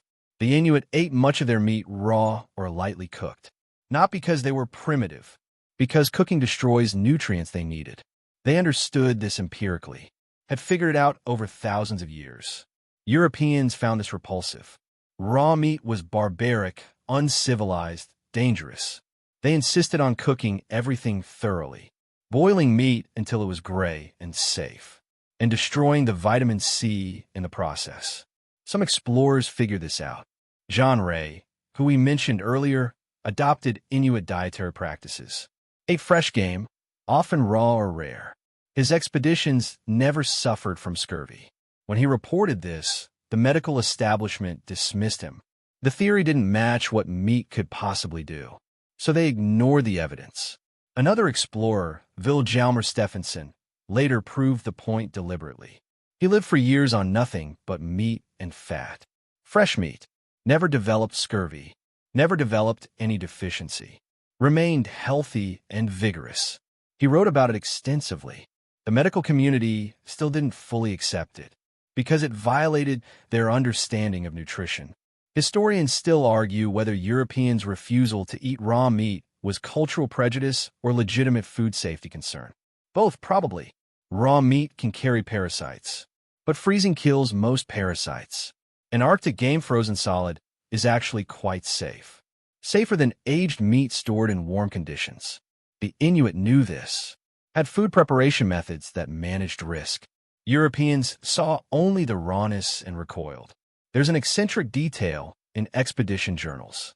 Men with severe scurvy would sometimes crave strange things, would beg for fresh meat even though they'd rejected it before. Want to eat it raw. Their bodies knew what they needed. But by the time the craving hit, they were often too far gone. The vitamin C in fresh meat could help arrest scurvy. but couldn't reverse severe cases. Those men died anyway, knowing what would have saved them, unable to access it in time. The Franklin expedition almost certainly died of scurvy. Among other things, they had provisions, but nothing fresh, nothing with viable vitamin C. By the time they abandoned the ships to walk south, they were already severely scorbutic. Walking required effort they didn't have. Healing required resources their bodies couldn't produce. They were dying on their feet. Inuit who encountered them tried to help, offered fresh seal meat. The Franklin men refused. Prefer to starve properly than eat savage food. That choice killed them. Literally, not metaphorically. They chose death over adaptation. One of the haunting aspects of scurvy is the psychological component. It causes severe depression, apathy, hopelessness, inability to care. So by the time you desperately need to try something new, your brain chemistry won't let you care enough to try. You just give up. Accept death. Stop fighting. Expeditions with even marginal fresh food sources did better. Birds' eggs when available. Fresh fish. Game when they could hunt it. Even small amounts made a difference. Kept scurvy at bay long enough to survive until spring, when more food became available. The contrast with Inuit health was stark. European explorers limping, bleeding, losing teeth. Inuit people healthy, strong, thriving. Same environment, different knowledge. The knowledge was literally life or death. And Europeans refused to learn it. Couldn't learn it. Because learning it meant admitting their entire nutritional framework was wrong. That civilized food was inferior to savage food. That cooking was sometimes worse than not cooking. That raw meat wasn't barbaric. It was survival. Modern nutrition understands all this now. We know vitamin C requirements, food sources, degradation factors. We can prevent scurvy easily. But it took us a century after the Arctic expeditions to fully figure out what the Inuit already knew, to accept that their food wisdom was sophisticated, not primitive, not accidental, but refined over millennia of living in an environment where mistakes were fatal. The explorers who survived were the ones who learned, who ate the fresh meat, who tried the raw liver even though it seemed wrong, who trusted that people who'd been living there successfully knew what they were doing. The ones who maintained European food prejudices. They're the ones whose skeletons were found later, still wearing British uniforms, still clutching British provisions, still dead of a disease that fresh seal meat would have prevented. That's the tragedy. Not that they didn't know, but that they knew and couldn't accept, couldn't overcome pride long enough to survive. Let's talk about sleep. Not the concept of it, but the architecture of it in extreme cold. Because your body doesn't sleep the same way in minus 40 degrees Fahrenheit as it does in a climate-controlled bedroom. It can't. The demands are different. Your metabolism doesn't shut down for 8 uninterrupted hours. It can't afford to, because maintaining core temperature requires constant fuel burning, constant monitoring. Your body has to stay vigilant even while resting. The result is a different sleep pattern. Something closer to how humans probably slept for most of our history, before artificial light and rigid schedules. Expedition journals describe this without realizing what they're documenting. Men would sleep for 4 to 5 hours after dinner, wake up naturally, spend 2 to 3 hours doing quiet activities, reading, writing, repairing equipment, then sleep again for another 3 to 4 hours. This is called biphasic sleep. And it's probably more natural than the 8-hour block we consider normal. Historical records from pre-industrial Europe show the same pattern. First sleep and second sleep, with a wakeful period between. People would use that middle period for intimacy, prayer, quiet thought. They didn't call it insomnia. It was just how sleep worked. The Arctic explorers rediscovered this, not by choice, but through the demands of their environment. Men who tried to force 8 continuous hours struggled, would wake frequently, feel unrest, become irritable. Men who accepted the biphasic pattern slept better overall, even if the total hours were the same. The middle wakeful period served a practical purpose too. Check the stove, add fuel if needed, verify the camp was secure, tend to any issues before they became problems. In a way, the body's refusal to sleep continuously was adaptive. a survival mechanism for when sleeping through danger meant dying. Modern sleep research in extreme environments confirms this.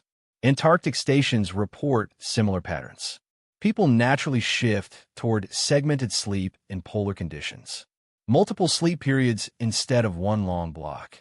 And they function fine, sometimes better than when trying to maintain normal sleep schedules. The explorers also discovered something about temperature and sleep depth. You sleep deeper when you're slightly cool. Not cold, cool. Your body temperature drops naturally during sleep. In an overheated space, this can't happen properly. You stay in lighter sleep stages. Wake more easily. Feel less rested. Men who slept in slightly cooler quarters, around 50 to 60 degrees Fahrenheit, reported better sleep quality than those in heated cabins at 70 degrees Fahrenheit. This seemed counterintuitive. Shouldn't warmth equal better sleep? No. Your thermoregulation needs to function properly. That requires some temperature gradient, some work for your body to do. Too much external heat disrupts the natural process. Of course, there's a limit. Below a certain temperature, you can't sleep at all. Your body's shivering response keeps you awake. The sweet spots seem to be cool enough to need good bedding, warm enough that you're not actively uncomfortable. That balance point is different for everyone and changes as you adapt to cold. The Inuit understood this instinctively. Their sleeping platforms were elevated above the cold ground, insulated with multiple layers of furs and hides. The sleeping space itself was cool, never heated directly, but the bedding was so effective that body heat alone was sufficient. This created ideal sleep conditions. Cool air, warm body, proper insulation. Europeans initially tried to heat their sleeping spaces, brought small stoves into sleeping areas. This created moisture problems, remember that earlier conversation about moisture, and disrupted sleep quality. The successful adaptations moved toward the Inuit model. Better bedding, cooler air. Let your body heat do the work within proper insulation. Historians still argue whether sleep disruption or other factors cause more psychological problems in polar expeditions. But the correlation is clear. Crews that slept better maintained morale better. Crews with chronic sleep problems fell apart faster. Sleep deprivation amplifies everything else. Makes cold feel colder. Makes boredom feel unbearable. Makes small conflicts feel catastrophic. Protecting sleep became a survival priority for experienced commanders. Strict quiet hours. Protected sleep schedules. Enforcement of rest, even when men claimed they weren't tired. Because tired men make mistakes. And mistakes in the Arctic are often fatal. There's an eccentric detail about dreams during polar expeditions. Multiple journals report vivid, intense dreams, often about warmth, abundance, home. Sometimes prophetic or symbolic dreams that men gave great meaning to. This might be partially psychological, dreaming of what you lack, but might also be physiological. Your sleep architecture changes. You might spend more time in REM sleep to compensate for fragmentation. More REM means more vivid dreams. The content is psychological, but the intensity is biochemical. One explorer wrote extensively about his dreams, described them as more real than waking. Said he sometimes struggled to know which state was which. That's concerning. Suggests possible sleep deprivation effects. But it's also fascinating. A window into how the brain adapts to extreme conditions. Modern soldiers in cold weather training report similar experiences. The fragmented sleep, the vivid dreams, the occasional confusion between states. It's not pathological necessarily, just different. Your brain operating under different rules. The return to normal sleep after an expedition was difficult for some men. They'd adapted to biphasic patterns, to cooler sleeping conditions, to a different relationship with rest, coming home to heated bedrooms and 8-hour expectations. Some men never adjusted, would wake in the middle of the night and couldn't return to sleep, would feel suffocated in warm rooms, would prefer to sleep in unheated spaces even in English winters. Their bodies had recalibrated, and recalibration doesn't always reverse. There's something profound about learning that sleep isn't one thing, that the 8-hour block we consider universal is actually cultural and relatively recent, that your body knows how to sleep in multiple ways and will choose the pattern that serves survival best. In the Arctic, that meant segmented rest, multiple periods of sleep with awareness between them, your body refusing to fully disengage, staying partially vigilant, ready to respond if the cold became dangerous, ready to tend the fire, ready to survive, even while resting, even while dreaming of warmth. The explorers who accepted this slept better. The ones who fought it, who took sleeping drafts to force continuous sleep, they struggled more, both with rest and with survival. Because sometimes the body knows better than the mind, knows what pattern it needs, what rhythm serves the environment you're in, and fighting that wisdom, fighting your own biology, that's exhausting in its own way. More exhausting than just letting sleep be what it needs to be, in whatever form it takes. The equipment they trusted wasn't what you'd expect. Victorian explorers brought cutting-edge technology, sophisticated instruments, advanced materials for the era. Brass sextants in velvet-lined cases, thermometers calibrated to extraordinary precision, canvas treated with rubber compounds, metal fixtures designed by engineers. And much of it failed spectacularly, because extreme cold does things to materials that temperate testing never reveals. Metal becomes brittle, rubber becomes rigid and cracks, lubricants freeze solid, complex mechanisms simply stop working. The explorers learned through bitter experience that simpler was better. Traditional materials often outperformed modern innovations. Leather lasted longer than rubberized canvas. Wool outperformed early synthetic attempts. Bone and would often worked better than metal for certain tools. This wasn't regression. It was appropriate technology for the environment. John Ross's expedition brought elaborate cooking equipment, complex stoves with multiple components. They froze, cracked, became impossible to repair. The expedition ended up using simple tin boxes over open flames. Crude but functional, easy to repair with basic tools. The lesson repeated across expeditions. Complexity is fragility in extreme conditions. Every moving part is a potential failure point. Every specialized component that breaks becomes irreplaceable. The Inuit had figured this out millennia ago. Their tools were elegant in their simplicity. An ulu knife is essentially a curved blade with a handle. No hinges, no moving parts, nothing to break, but perfectly designed for its purposes. Skinning, cutting, food preparation, all with one tool. European knives with folding blades and multiple components would freeze, break, become useless. The simple ulu just kept working. The same principle applied to sleds. European expeditions brought sophisticated sledges with metal runners and complex joinery. The metal runners froze to the ice. The joints failed in the cold. Inuit Kamudiak, sleds made entirely of wood and bone and leather lashing. They flexed rather than breaking. Their runners could be repaired with available materials. They were heavier and seemed less advanced, but they made it through journeys that destroyed European sledges. Appropriate technology, not the most sophisticated, but the most suitable. Clothing fasteners provide another example. Buttons made of horn or bone work fine. Metal buttons conducted cold directly to skin, would freeze to fabric and break off. Complex buckles and clasps seized up became impossible to operate with cold fingers. Inuit used simple toggles and ties. They could be operated with mittened hands. They didn't freeze solid. They could be repaired with sinew and basic tools. Less elegant to European eyes, far more functional in reality. The same pattern emerged with shelter. Elaborate tent systems with multiple poles and guy lines. In high winds and driving snow, they became nightmares to manage. Lines froze, poles broke, fabric tore.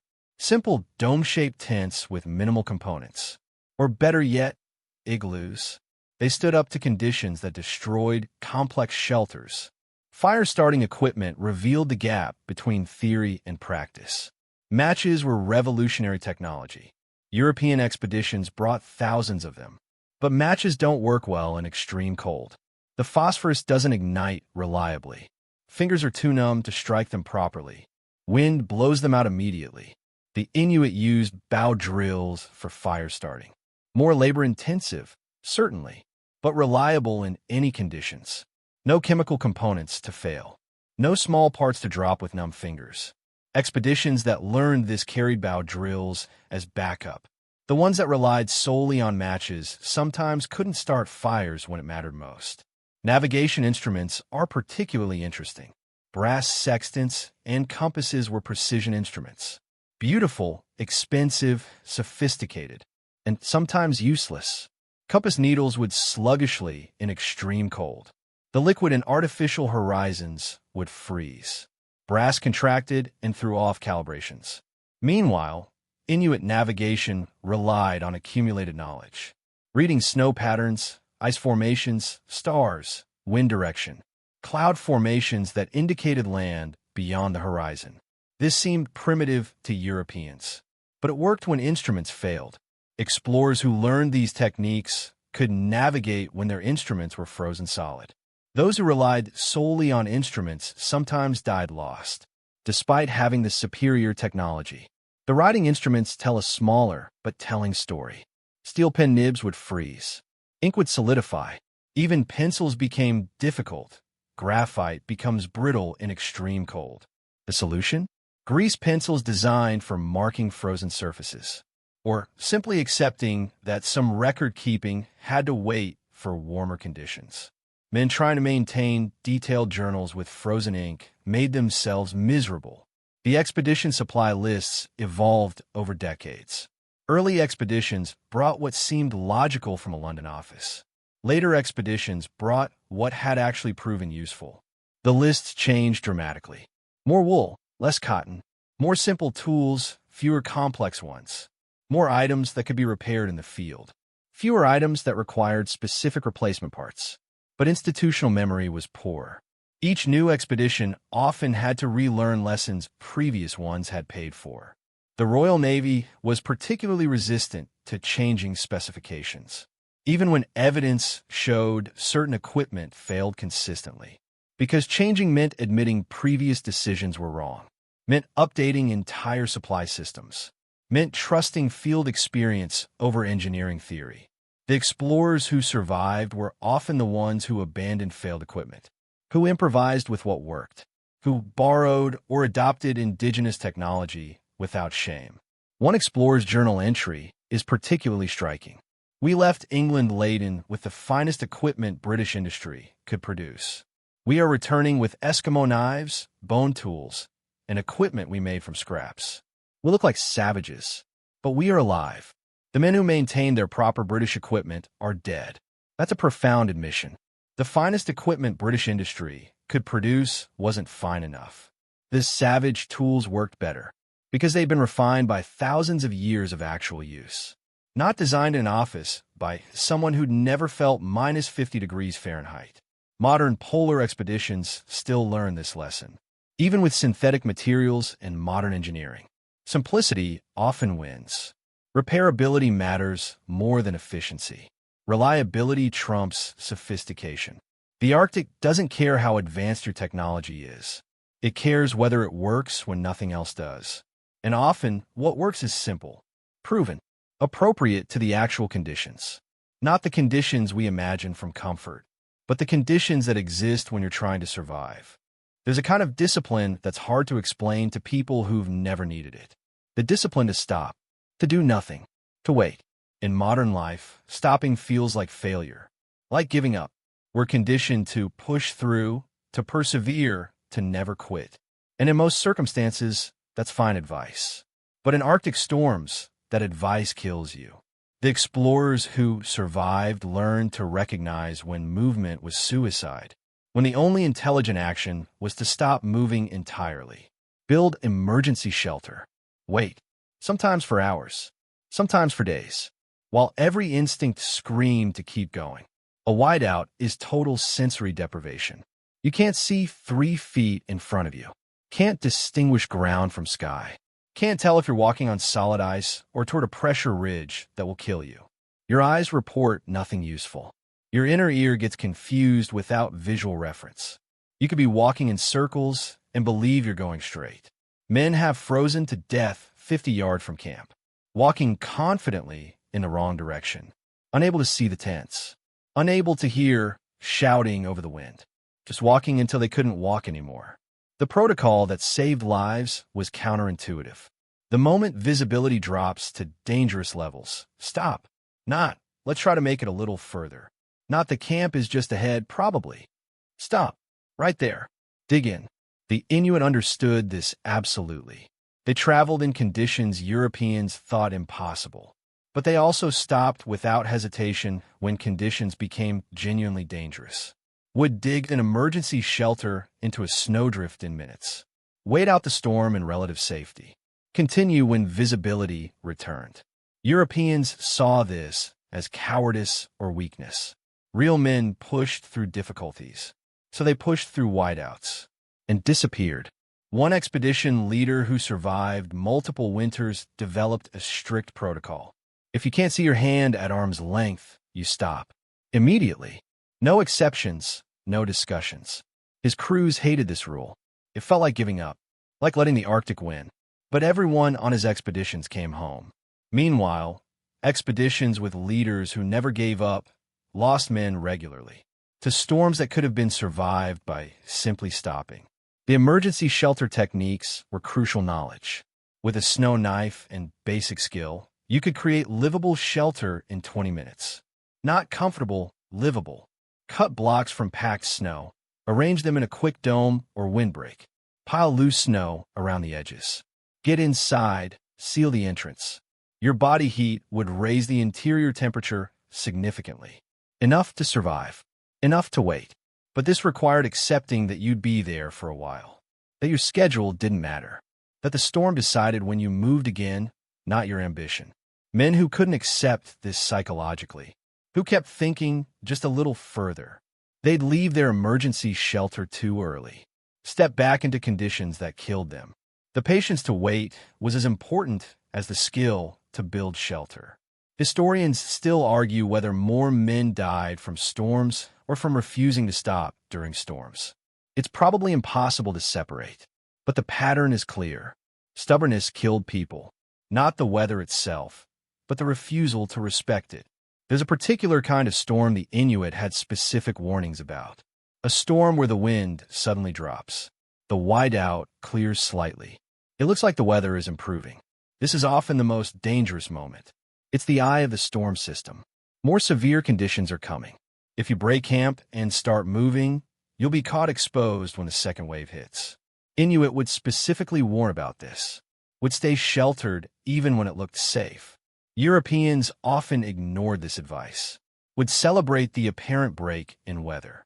Pack up, start moving, then get hit by the storm's second phase. With no time to dig in again. The patience to wait through apparent improvement required tremendous discipline. Required trusting knowledge over immediate perception.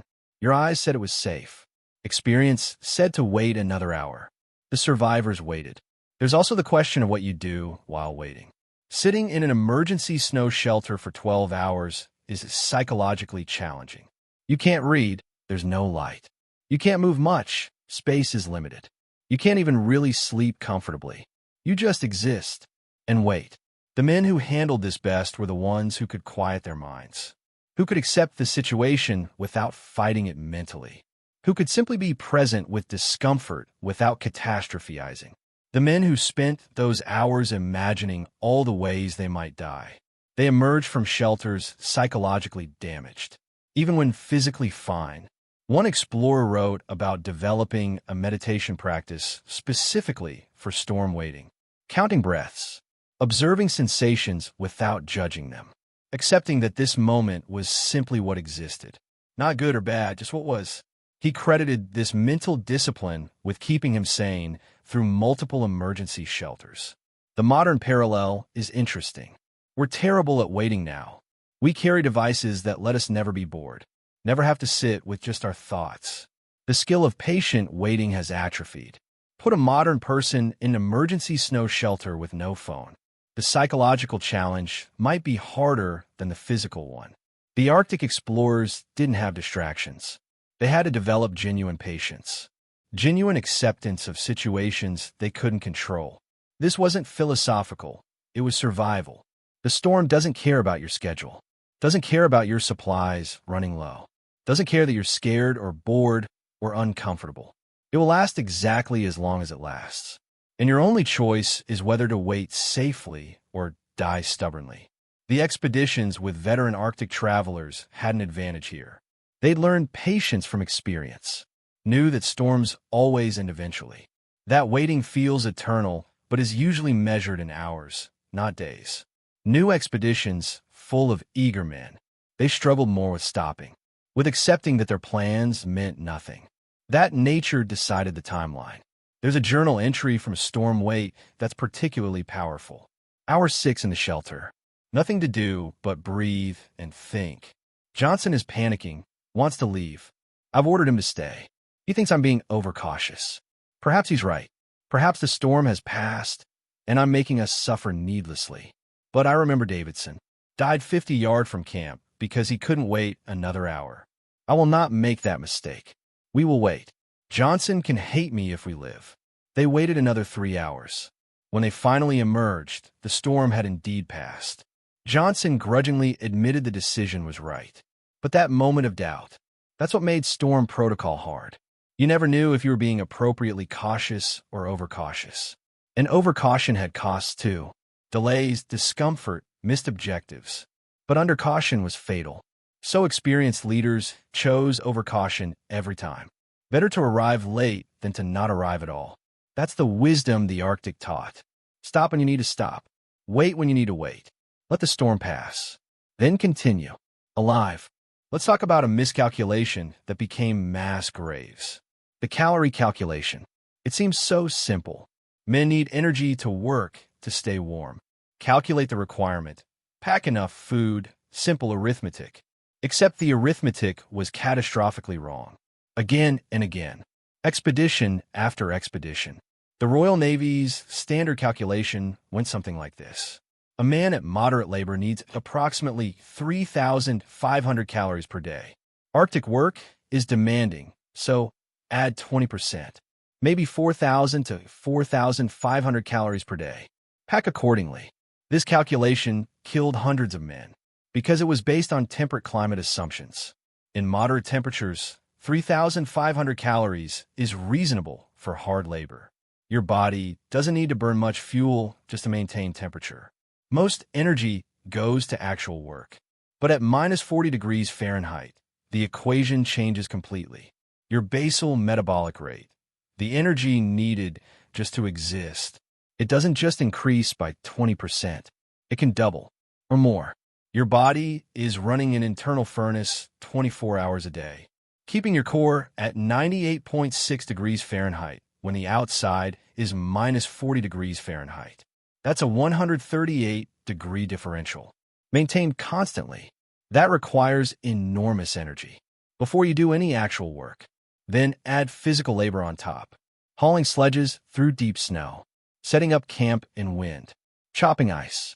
The real calorie requirement in serious Arctic work isn't 4,500 calories. It's 6,000, sometimes 7,000. On brutal days, even more. The expeditions that underprovisioned by even 20%, they were actually underprovisioned by 40 to 50%. Men were burning 6,500 calories per day, eating 4,000. The deficit of 2,500 calories per day adds up terrifyingly fast. After 1 week, 17,500 calorie deficit. After 1 month, 75,000 calorie deficit. Your body has to get that energy somewhere. So it starts consuming itself. Muscle tissue first, then organs, then everything. Men would lose 30, 40, 50 pounds over a winter. Not just fat. They didn't have much fat to lose after the first month. They were losing functional tissue. Strength, endurance, immune function, all degrading. By spring, they were hollow. The Franklin expedition is the most famous example.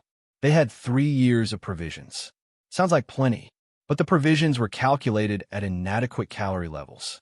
3 years of slow starvation is still starvation. The men who were eventually found showed extreme muscle wasting. They'd been starving to death while technically still having food, because they never had enough food. Not from the beginning. Historians still argue whether the Navy knew about the calorie miscalculation, or whether it was genuine ignorance. Some evidence suggests they knew, but provisioning properly would have required much heavier loads. More ships, more supplies, more cost. So they provisioned to budget, and hoped it would be enough. It wasn't. The expeditions that succeeded often did so by hunting, supplementing provisions with fresh game. Seal, caribou, fish, birds when available. This added the calories that provisioning had missed. John Ray's expeditions hunted extensively, fed his men fresh meat in addition to standard rations. His men stayed strong throughout their journeys. Other expeditions viewed hunting as supplementary, optional, nice to have, but not necessary. Those men weakened progressively. By the end of winter, they could barely function. The calorie deficit had hollowed them out. There's an eccentric detail in nutritional studies from failed expeditions. When bodies were eventually recovered and examined, their organs showed atrophy. The heart muscle had thinned. The liver had shrunk. The body had been forced to consume its own essential tissues, to burn parts of itself, to keep the core functioning. This wasn't just weight loss. It was biological cannibalism, your body eating itself to survive. And once you're in that state, recovery is difficult. Even if food becomes available, your digestive system has weakened. Your body can't process large amounts of food suddenly. Men in extreme starvation who suddenly got access to abundant food. Sometimes they died from refeeding syndrome. Their bodies couldn't handle the sudden influx. The expeditions that understood this, they brought substantial extra provisions, 50% more than calculations suggested. They looked overcautious, wasteful even, but their men came home healthy. The expeditions that provisioned exactly to calculation, they came home damaged, if they came home at all. The Inuit approach was entirely different. They didn't calculate calories. They ate until satisfied, trusted their bodies to know what they needed, and they'd learned over generations what satisfied meant in winter. It meant eating a lot, far more than Europeans thought reasonable. European observers often commented that Inuit people seemed gluttonous, would eat enormous quantities of meat and fat. They weren't gluttonous. They were appropriately fueled for their environment. Their bodies knew the equation, even if they couldn't write it down. The modern parallel is striking. We still miscalculate energy requirements in extreme conditions. Military cold weather operations sometimes under provision. Mountaineering expeditions sometimes pack too light. Because the math done in warm offices doesn't match reality at altitude or in extreme cold. And people suffer the same way. Losing dangerous amounts of weight. Losing strength and function. Sometimes dying because they didn't pack enough food. The calculation seems so simple, but getting it right requires either experience or humility. Experience means you've lived it, felt what 6,000 calories of daily deficit does to your body, learned through suffering. Humility means you trust people who have that experience. You listen to the Inuit who say you need to eat more. You provision heavily even when it seems excessive. You accept that your office calculations might be wrong. The Victorian explorers often had neither experience nor humility. They had confidence in their science, their calculations, their superiority. And that confidence starved them, literally starved them while they were surrounded by food, because they'd brought the wrong amount, based on calculations that were mathematically correct and fatally wrong. One explorer who survived multiple expeditions wrote bitterly about this. We British excel at precise miscalculation. We measure everything carefully, record it properly, provision to exact specifications, and die right on schedule. Meanwhile, the Eskimo, who cannot read or write, who have no thermometers or scales, who calculate nothing, they thrive. Perhaps precision is not the same as accuracy. Perhaps our science is not as scientific as we believe. Perhaps precision is not the same as accuracy. That's the lesson. You can be precisely wrong, can measure everything carefully and still miss the truth. The truth was simple. Extreme cold requires extreme fuel. More than seems reasonable. More than calculations suggest. More than budget allows. Just more. The expeditions that accepted this survived. The ones that didn't, well, the Arctic is full of their graves, and their bones, and the careful, precise, perfectly calculated ration lists. That killed them.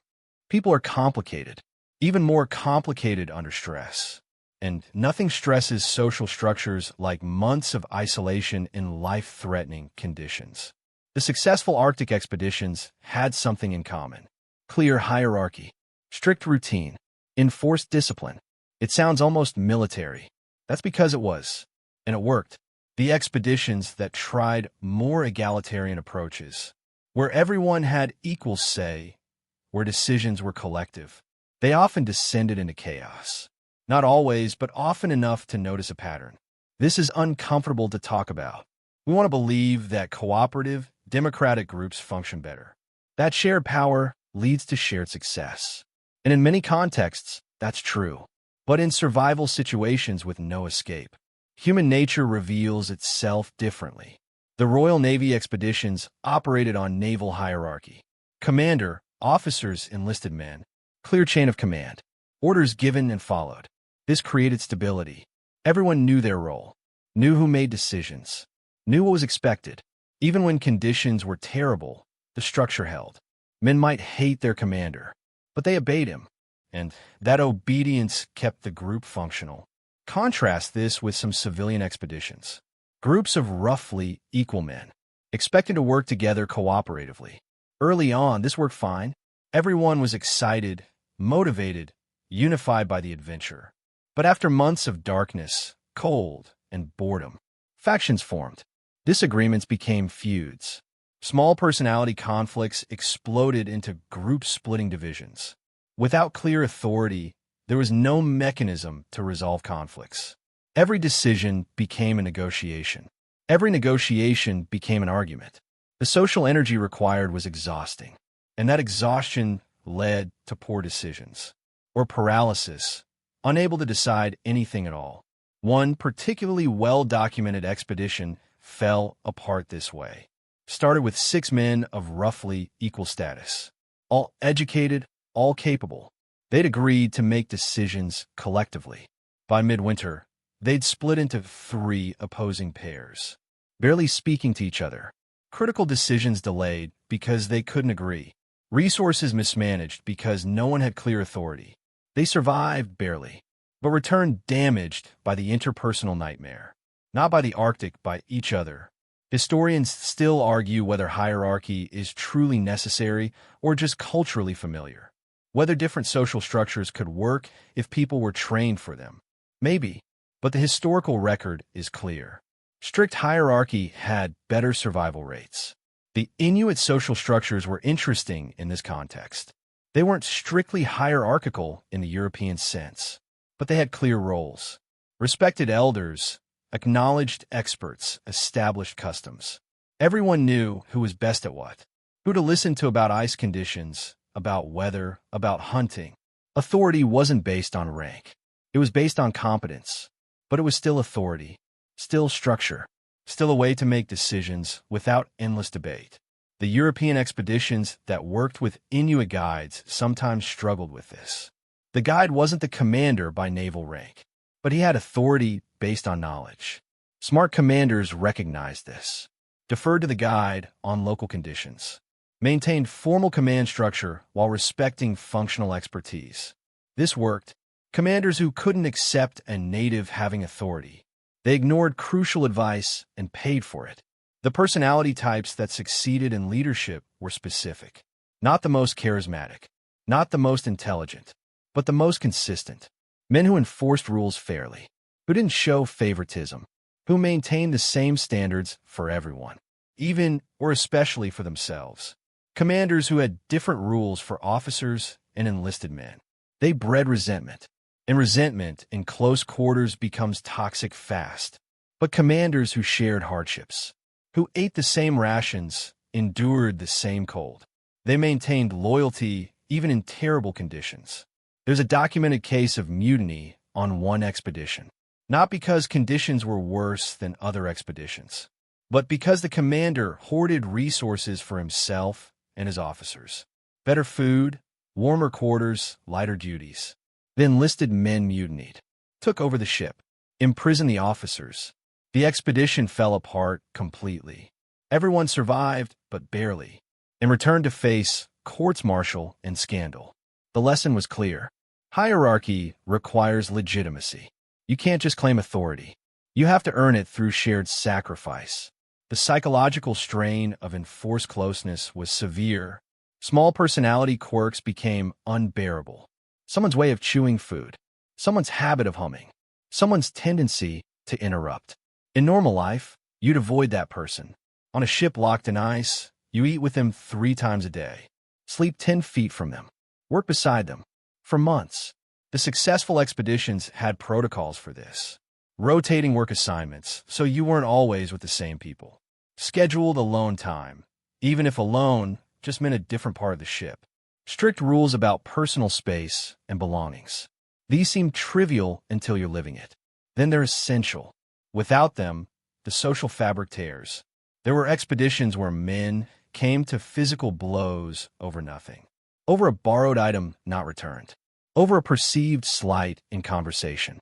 Over absolutely nothing rational. Just the accumulated pressure of forced proximity. In naval expeditions, the commander could punish physical violence, maintain order through discipline. In civilian expeditions without clear authority, sometimes violence just escalated. One expedition ended with 2 men refusing to be in the same tent. The group had to maintain 2 separate camps, duplicating effort, wasting resources. Because the social structure had failed completely, the return to civilization was also revealing. Some expedition groups remained close, met regularly, maintained friendships. Others never spoke again, scattered immediately upon return, wanted nothing to do with each other. The difference seemed to be whether the group structure had held. Groups with maintained discipline stayed functional socially. Groups that had descended into chaos during the expedition, those bonds were permanently damaged. There's something dark about this knowledge. We want to believe that humans in crisis pull together. That shared hardship creates brotherhood. Sometimes it does, but sometimes it reveals the worst in people. The pettiness, the selfishness, the cruelty. And without strong social structure, without clear authority and enforced standards, the worst can dominate. The explorers who survived weren't necessarily the nicest, or the most democratic, or the most fair. They were the ones who maintained order, who kept the social machine functioning, even when that meant being harsh, even when that meant being unpopular. One commander wrote honestly about this. They hate me.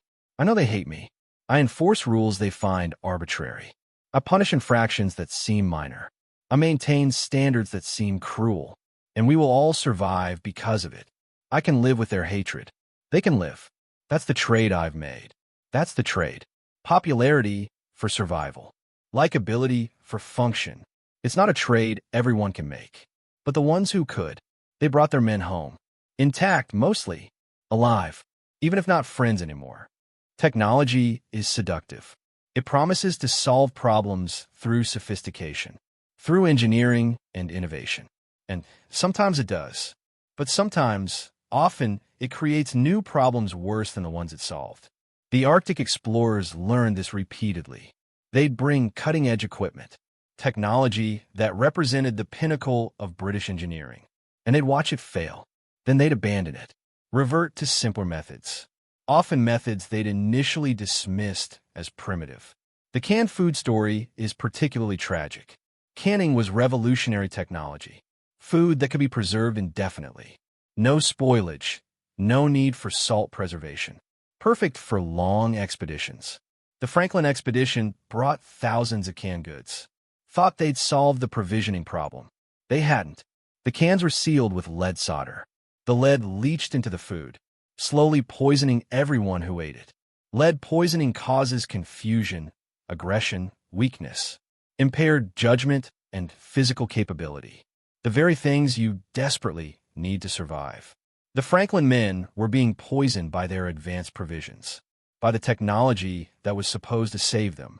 Historians still argue how much lead poisoning contributed to the disaster. Some say it was primary. Others say it was just one factor among many. Either way, their advanced food supply was killing them. While the Inuit ate traditional preserved food, dried meat, fermented fish, cash supplies, and stayed healthy, the simpler preservation methods were actually safer because they'd been refined over millennia. Any method that poisoned people had been abandoned generations ago. The canning technology was too new. The problems weren't understood yet. The explorers were beta testers, and they died for it. Another example, the steam-powered auxiliary engines. Some later expeditions had ships with steam power. Revolutionary. You didn't have to depend entirely on wind or hauling. But steam engines require fuel, and fuel is heavy and finite. And in the Arctic, it ran out quickly. Then you had a ship carrying a massive, useless engine. Dead weight that made the ship harder to maneuver, made it sit lower in the water, more vulnerable to ice pressure. The sailing ships without engines were actually better. Lighter, more nimble. They could be hauled over ice if necessary. The steam-powered ships were too heavy to move without their engines. So when the engines died, which they always did eventually, the ships became death traps. The Inuit traveled by dog sled. Dogs can eat local food, seal meat, fish. They're sustainable in the environment. Some expeditions tried to improve on this. Brought ponies or oxen, larger animals that could pull heavier loads. It seemed logical. More pulling power equals more capability. But large animals require massive amounts of food that had to be carried from outside. They couldn't eat local resources. They couldn't survive the extreme cold as well as dogs. They suffered, weakened, died. Then their bodies were too frozen to butcher for emergency food. The improvement was worse in every way. The dogs that seemed primitive, they were actually superior technology, proven over thousands of years, adapted to the environment, sustainable, reliable, but they didn't look impressive, weren't innovative. So expeditions kept trying to find something better, and kept failing. The navigation equipment evolution is telling. Early expeditions brought only traditional instruments, sextants, compasses, chronometers. Later expeditions brought experimental equipment, improved compasses, artificial horizons, novel calculating devices. These improvements often failed in unexpected ways. Mechanisms seized in cold. Fluids froze. Novel materials became brittle. The navigators ended up using the old, traditional instruments because those were simple enough to be reliable, have been proven over centuries, were designed with generous tolerances that allowed for cold contraction. The improvements had tighter tolerances, more precision in normal conditions, less reliability in extreme ones. The lesson kept repeating. Simplicity, durability, repairability. Those mattered more than sophistication. But each new expedition thought it would be different, that their innovations would work where others had failed. Some did. Most didn't. The Inuit watched this pattern with what must have been confusion. Europeans showing up with complex equipment, watching it fail, abandoning it. Then the next expedition showing up with different complex equipment. Same pattern. Why didn't they learn? Why didn't they just adopt what worked? Pride, probably. Cultural superiority. The belief that European technology must be better. That sophistication equals effectiveness.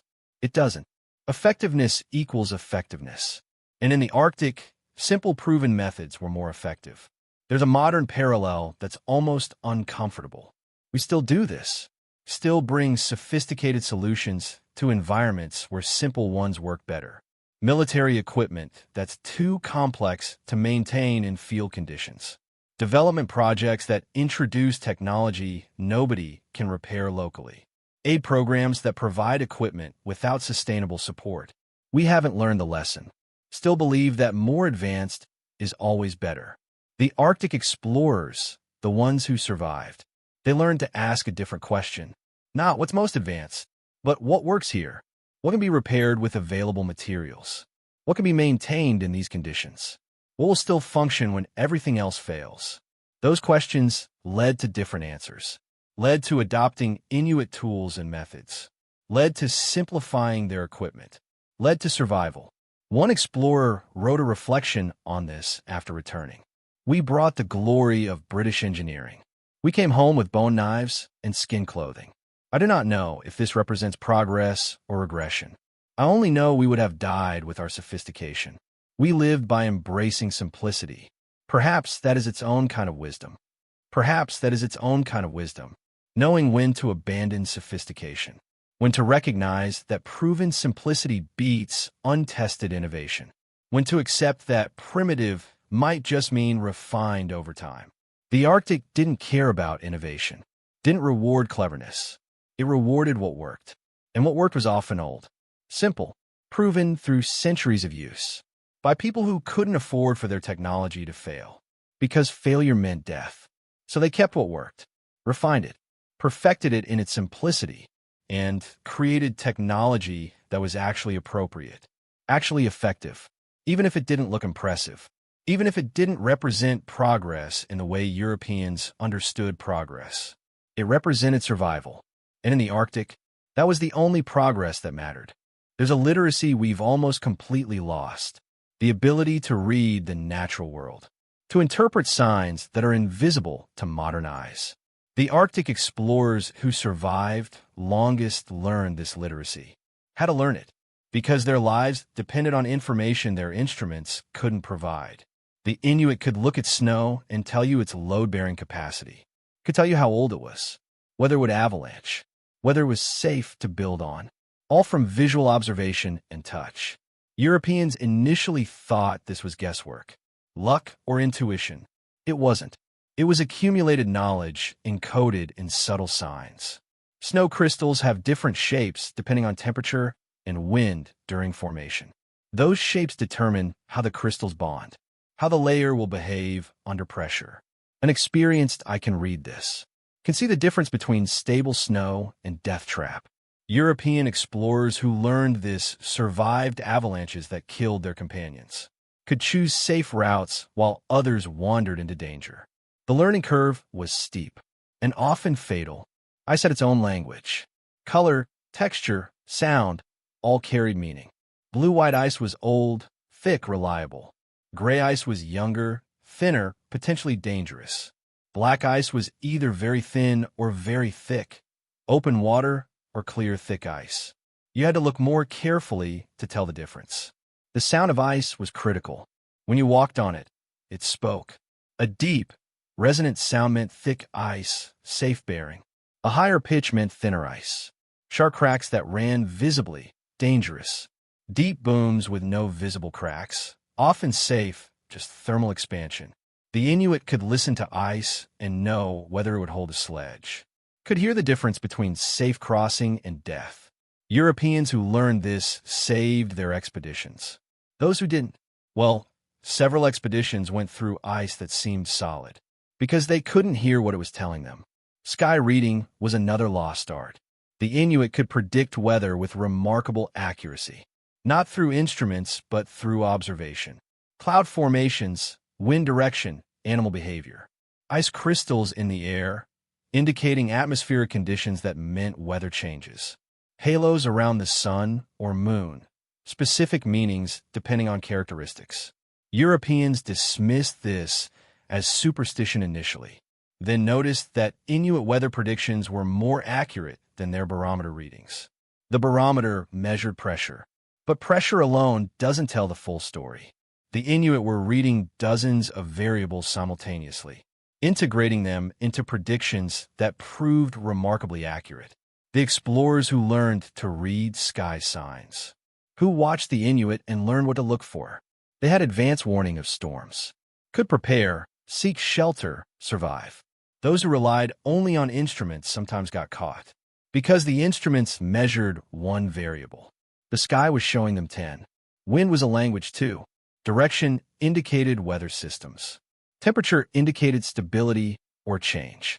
Sound indicated pressure and approaching storms. Experienced Arctic travelers could feel wind changes in their sleep, would wake up and know a storm was coming. Not from instruments, from the air itself. The subtle pressure changes that precede weather systems. The way wind sounds different when conditions are shifting. This seems almost mystical to modern ears, but it's just pattern recognition. Your body is sensitive to pressure changes, to temperature shifts. If you're not distracted by climate control and walls, if you're living directly in the environment, you learn to read what your senses are telling you. Animal behavior provided information too.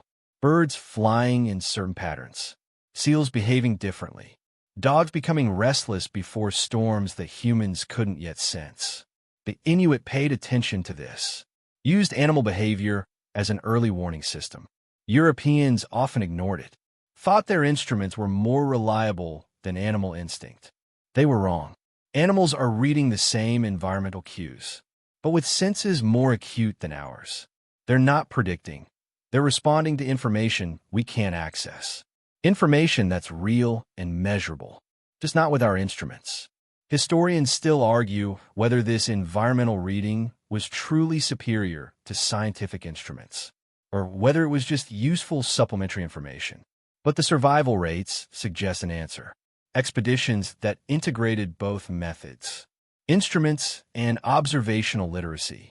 They did best, could cross-check information, notice when instruments were failing or reading incorrectly, had redundancy built into their knowledge system.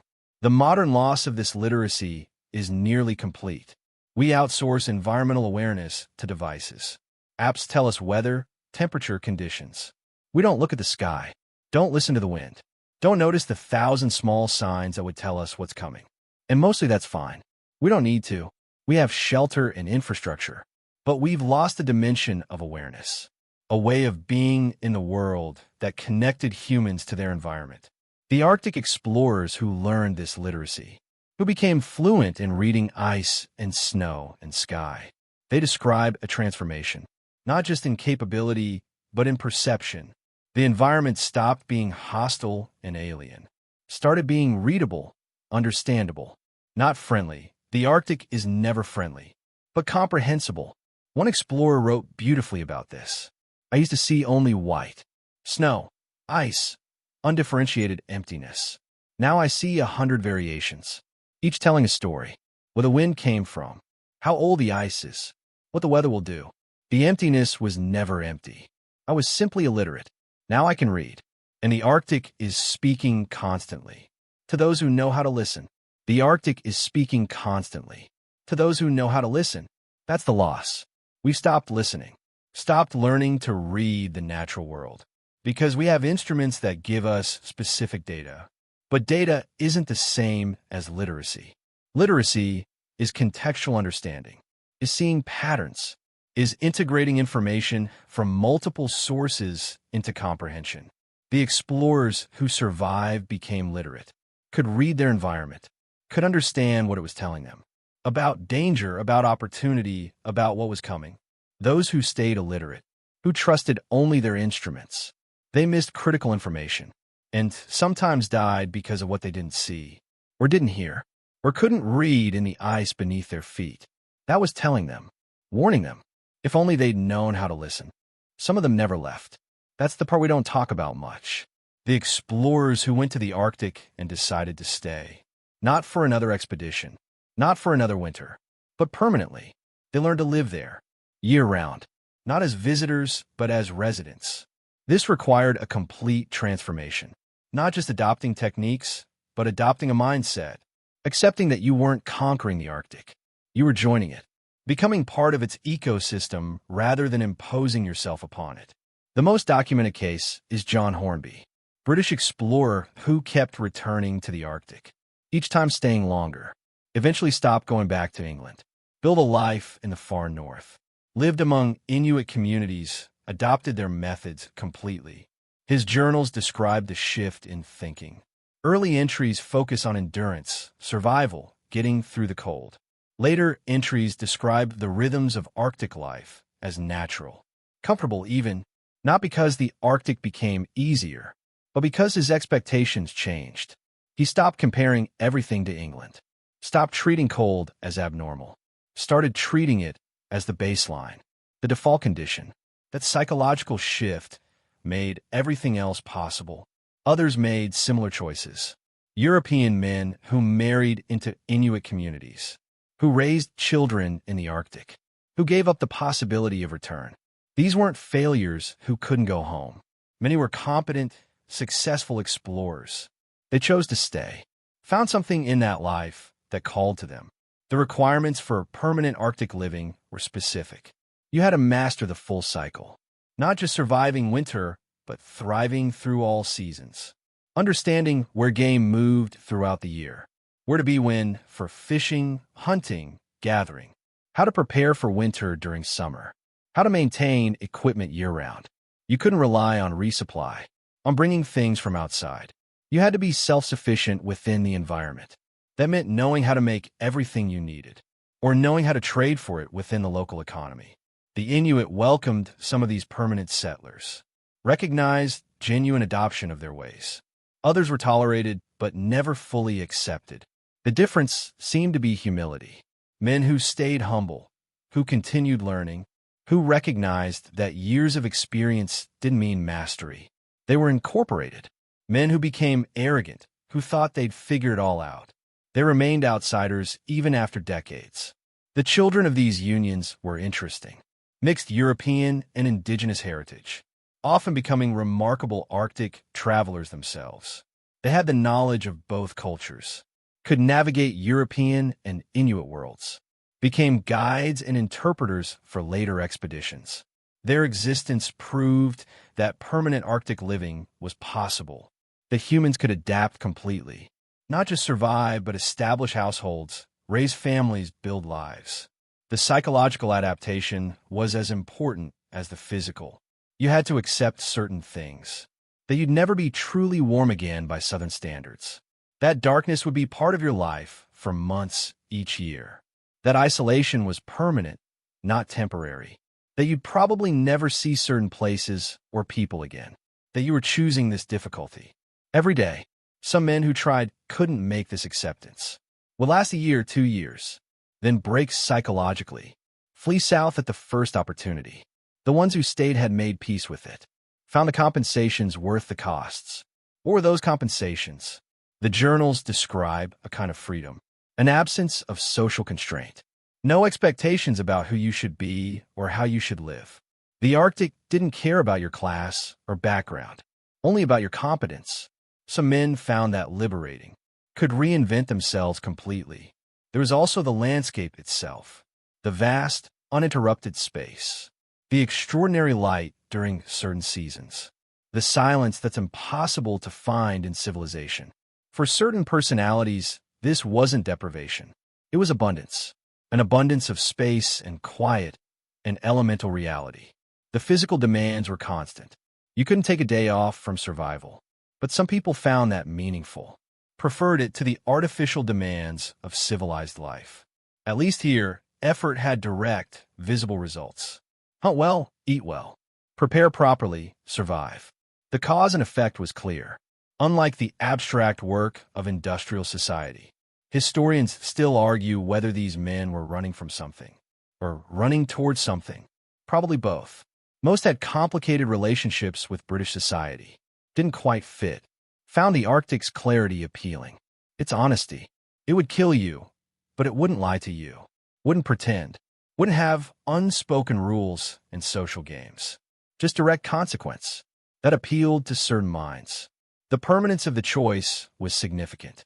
Once you'd been in the Arctic for years, once you'd fully adapted, going back was difficult. Your body had changed. Your expectations had changed. England felt wrong. Too hot. Too crowded, too complicated. Men who tried to return often felt displaced, like they no longer fit anywhere. Too European for the Inuit communities, too Arctic for British society. Caught between worlds. Some returned north after brief stays south, recognized that they'd made their choice. That home was now in the cold. There's something profound about this, about humans adapting so completely to an environment that it becomes not just tolerable, but home. The Arctic that seemed like hell to new arrivals. For these permanent residents, it was where they belonged, where life made sense. One settler wrote this in a letter that eventually made it south. You'll think me mad. Perhaps I am. But I cannot leave. Not won't, cannot. I have become a cold weather creature. My blood runs thin for this latitude. I dream in ice now. England is the foreign place. This is home. This terrible, beautiful, clear place is home. This terrible, beautiful, clear place is home. That's the transformation.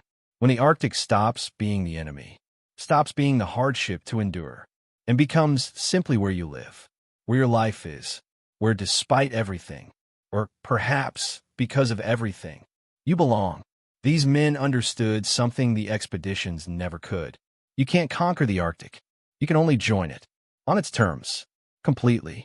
And if you do, if you surrender your expectations and adapt fully, it becomes not a place you survive, but a place you live, with all that word means. And now we come to the end of our journey. Back from the frozen silence. Back from the long polar night. Back from a time when winter meant something we've almost forgotten. The Arctic explorers learned things we need. Not their specific techniques. You don't need to build an igloo.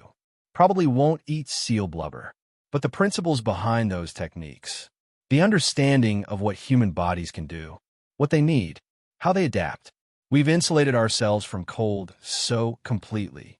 Built such perfect climate control that we've lost touch with a fundamental human capability.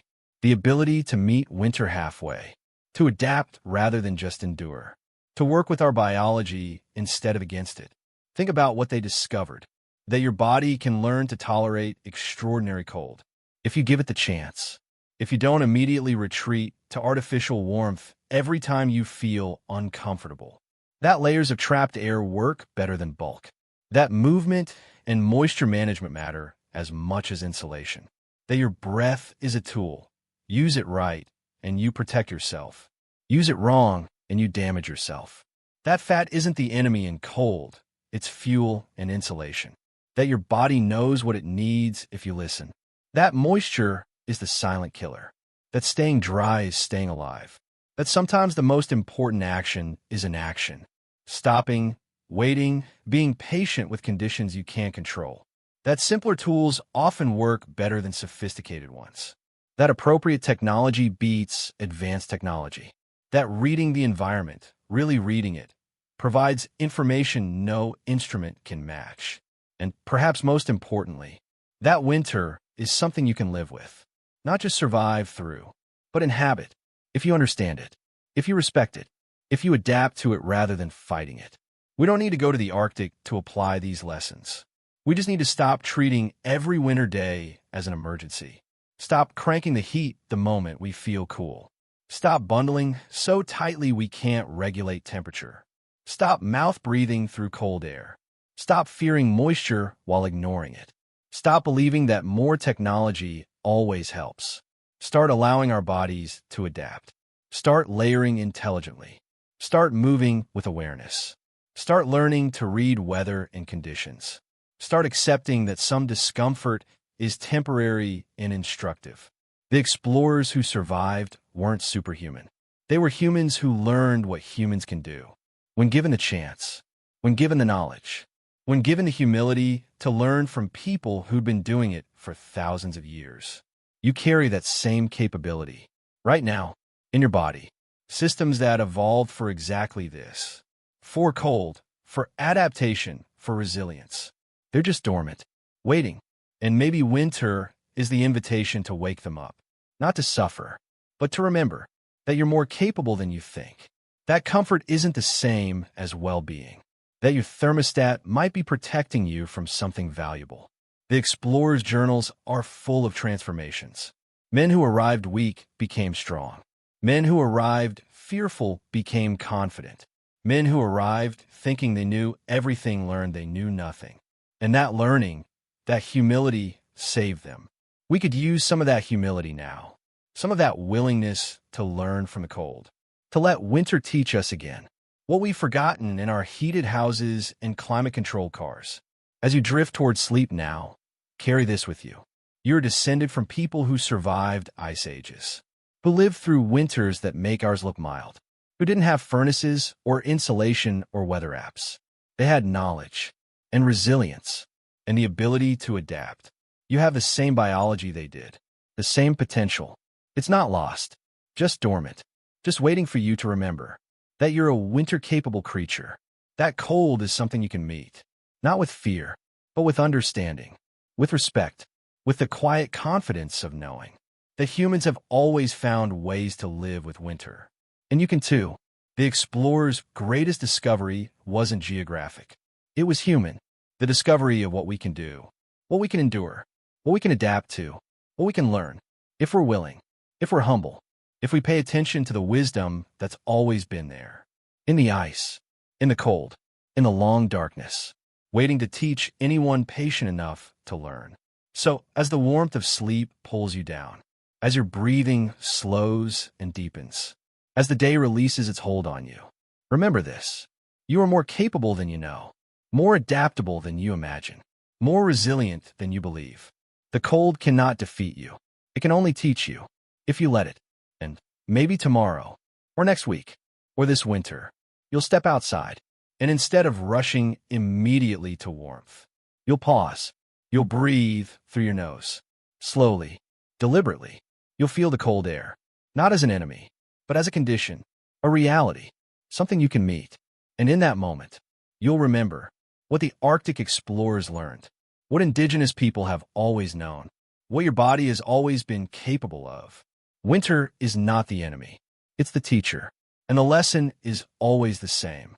You are enough, just as you are, to meet whatever comes, to adapt, to survive, to live, even in the cold, especially in the cold, where everything is clear and true and real. Rest now. Let these thoughts settle. Let your body relax completely. Let sleep come gently, like snow falling, silent, soft, covering everything in quiet white. You are safe. You are warm. You are exactly where you need to be. And tomorrow, the lessons wait. The wisdom waits. The cold waits. Patient as winter, ready to teach, whenever you're ready to learn. But for now, sleep, deep and dreamless, or filled with ice and stars and endless white horizons. Either way, you are held. You are safe. You are complete. Sweet dreams.